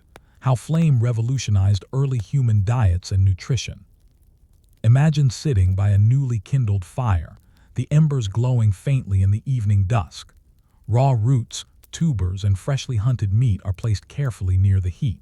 You notice a subtle change. The aroma begins to shift, textures soften, and flavors emerge that were otherwise inaccessible. Fire is no longer just a source of warmth, it is a tool that transforms food, nutrition, and survival itself. Cooking allows humans to extract far more value from available resources. Roots and tubers, which are often tough or toxic when raw, become digestible and calorie-rich when roasted. Meat, which might spoil quickly or be difficult to chew, can now be roasted or smoked, improving both safety and energy intake. Even small amounts of fire-managed heat significantly expand dietary options, making survival more reliable in varied and unpredictable environments. The nutritional impact is profound. Cooked food requires less energy to digest, meaning humans can allocate calories to growth, brain development, and activity rather than simply maintaining metabolism. Fat, protein, and carbohydrates are more accessible after cooking, enhancing stamina and overall health. Fire transforms not just what humans eat, but how bodies function, setting the stage for increased mobility, endurance, and cognitive development. Food preparation also becomes a social activity. The hearth organizes daily routines around cooking and meal sharing. Groups gather to prepare, roast, and consume food, learning cooperation and coordination through shared tasks. Knowledge of cooking techniques, how to roast, boil, or smoke, becomes a form of expertise, passed from elders to children. Fire is both sustenance and pedagogy, shaping social behavior alongside nutrition. Tool use is enhanced by fire in cooking. Heated stones can be used to roast food, soften bones for marrow extraction, and even tenderize tough hides for clothing. Knowledge of heat management grows, which stones retain heat best, how to position food to cook evenly, and how to use embers for consistent cooking. Fire becomes an extension of human dexterity, enabling techniques impossible without controlled heat. Cooking also extends food preservation. Smoking meat, drying tubers, or using embers to maintain warmth allows food to last longer between meals. This innovation reduces scarcity, stabilizes energy intake, and permits storage for periods of scarcity or travel. Humans can plan beyond the immediate day, transforming survival from reaction to strategy. Cognitive and cultural development is intertwined with cooking. Firelight provides time and space for experimentation with flavors, textures, and preparation methods. Observations about food reactions to heat, such as changes in texture, taste, and digestibility, enhance understanding of cause and effect. Sharing these lessons through demonstration and storytelling strengthens memory, communication, and cultural transmission. Cooking is both nutrition and education. Hunting and foraging are also influenced by fire. Knowing that meat can be cooked increases the incentive to hunt larger game or to gather otherwise inedible plants. Fire allows humans to expand their diets, adapt to seasonal availability, and exploit new environments. Survival is enhanced by innovation. Fire multiplies the utility of both tools and natural resources, extending flexibility and resilience. Even routine aspects of food management are transformed. Daily meals require attention to heat, ember placement, and timing. Cooking becomes both labor and skill, embedding patience, observation, and foresight into everyday life. Fire shapes behavior as much as nutrition, turning eating into a structured, socially mediated, and culturally significant activity. Yet fire requires care. Too much heat can burn food, while too little may leave toxic compounds in plants or undercooked meat. Mistakes can harm health or waste valuable resources. The flame is fragile, demanding attention, skill, and cooperation. Its proper use teaches responsibility, timing, and the importance of planning lessons that extend far beyond the hearth. As the night deepens, questions emerge. How will cooking influence human growth, health, and brain development? How will it shape social organization, division of labor, and cultural practices? Fire has already transformed survival, but its potential to redefine human life physically, socially, and cognitively is only beginning to be realized. Sitting beside the glowing embers, savoring the aroma of roasted roots and meat, you sense the profound significance of cooking. Fire is no longer merely warmth or protection, it is nourishment, innovation, and culture embodied. Each ember shapes bodies, minds, and societies, turning raw sustenance into the first steps toward human civilization. As humans learn to cook consistently, fire becomes the central tool not only for survival but for planning and innovation. Meals are no longer reactive, they are organized, prepared in advance, and shared strategically to maximize nutrition, energy, and group cohesion. Fire shapes the rhythms of life. Dawn and dusk are defined not only by light but by the maintenance of embers, preparation of food, and the social gatherings around the hearth. The nutritional benefits of cooking begin to influence human behavior profoundly. Cooked food reduces chewing time, increases caloric efficiency, and unlocks nutrients otherwise inaccessible. This allows early humans to allocate energy to growth, brain development, and increased mobility.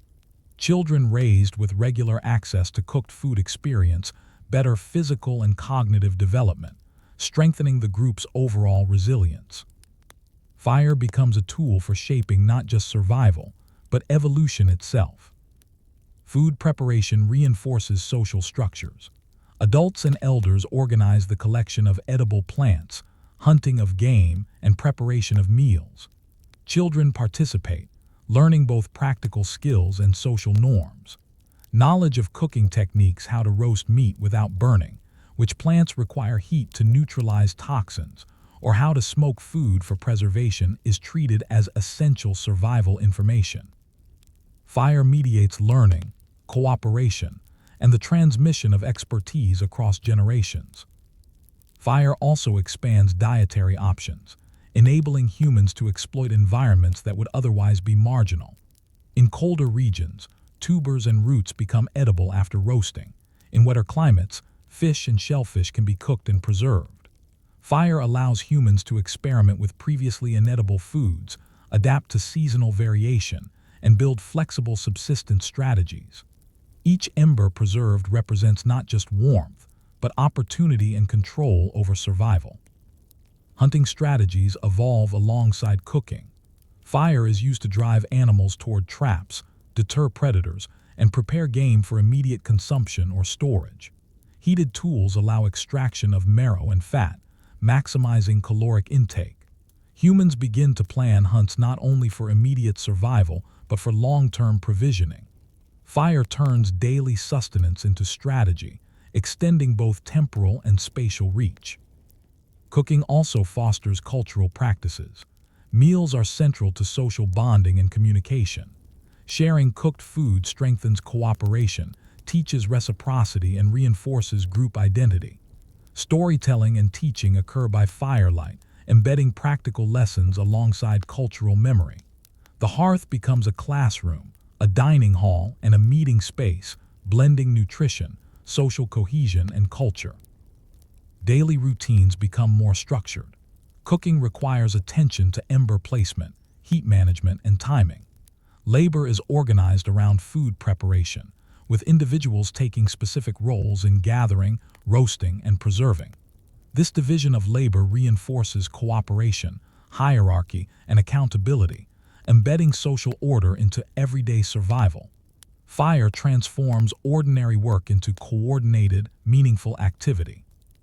Yet fire remains delicate. Too much heat can destroy food, and too little may leave it inedible or even toxic. Weather, wind, and human error can disrupt preparation and preservation. Every ember requires vigilance, skill, and attention, teaching responsibility and patience. Humans learn that survival is intertwined with careful management of fire, food, and time lessons that extend beyond the hearth into all aspects of life. Even as cooking becomes routine, questions emerge. How will fire influence the development of storage, preservation, and long-term planning? How will it affect social roles, the division of labor, and cultural practices over generations? How will the mastery of fire in food preparation enable humans to expand into new environments, increase population, and create the first permanent settlements? Sitting beside a well-maintained hearth, savoring the aroma of roasting meat and cooked tubers, you realize the profound power of fire. It is not merely a survival tool, it is a mediator of culture, nutrition, and social organization. Each ember preserved, each meal prepared, strengthens not only the body but the social fabric and cognitive capacity of the group.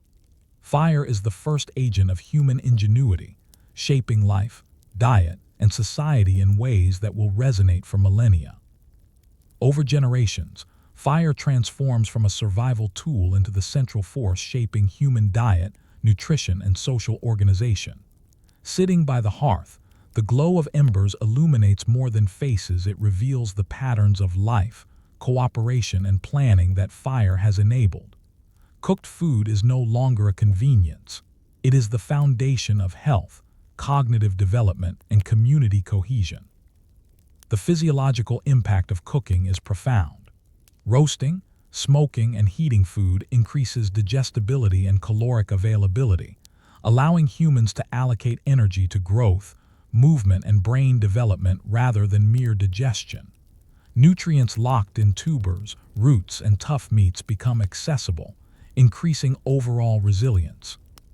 Fire literally fuels human evolution, enabling survival in harsher climates and supporting the physical and mental capacities needed to explore new environments.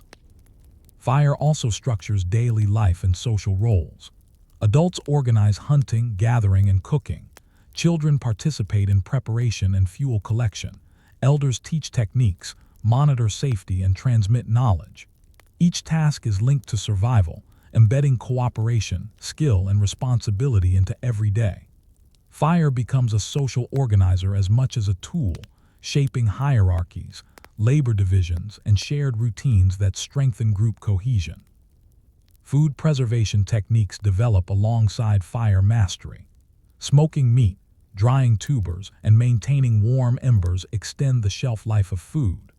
These practices allow humans to plan for scarcity, store resources for migration, and stabilize group survival over time. Fire introduces foresight into daily survival, converting immediate consumption into strategic planning, a leap in both social and cognitive complexity. Hunting and environmental management are intertwined with cooking. Fire extends the effectiveness of tools and enhances resource processing. Meat can be roasted, bones broken for marrow, and hides softened for clothing and containers. Prey can be driven toward traps or temporarily corralled. Humans actively manipulate both landscape and resources, increasing efficiency and safety. Fire transforms subsistence into strategy, enabling humans to thrive in environments that would otherwise be marginal or hostile. Cultural development is inseparable from cooking. The hearth becomes a space for storytelling, teaching, and ritual. Firelight extends the day, allowing time for reflection, planning, and social learning. The sharing of cooked food reinforces reciprocity, trust, and group identity. Meals are no longer purely for sustenance, they are central to social cohesion, knowledge transmission, and the formation of culture itself. Even routine aspects of food management carry significance. Attention to ember placement, timing, and fuel selection teaches patience, foresight, and responsibility.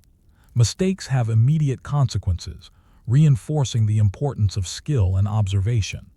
Fire embeds discipline into daily life, shaping not only what humans eat but how they think, interact, and organize their communities. Yet the flame remains fragile. Wind, rain, or neglect can destroy months of preparation or prevent the transformation of raw food into nutrition. Mastery requires vigilance, planning, and cooperation, ensuring that survival is always linked to skill, foresight, and social coordination. Fire teaches humans that power and sustenance are inseparable from knowledge, practice, and responsibility. Over generations, cooking transforms human society. Diet, health, and brain development improve. Social structures solidify around the hearth. Knowledge of fire, food, and survival spreads across generations and geographies. Fire lays the foundation not just for survival, but for civilization itself, influencing diet, cooperation, cultural transmission, and cognitive growth. As you sit by the glowing embers, savoring the aroma of roasted meat and cooked tubers, it becomes clear. Fire is the first revolutionary technology of human life. It shapes bodies, strengthens communities, and nurtures minds. Each ember preserved, each meal prepared, is an investment in survival, social cohesion, and cultural memory. Fire is not just warmth, it is sustenance, ingenuity, and the crucible of civilization itself.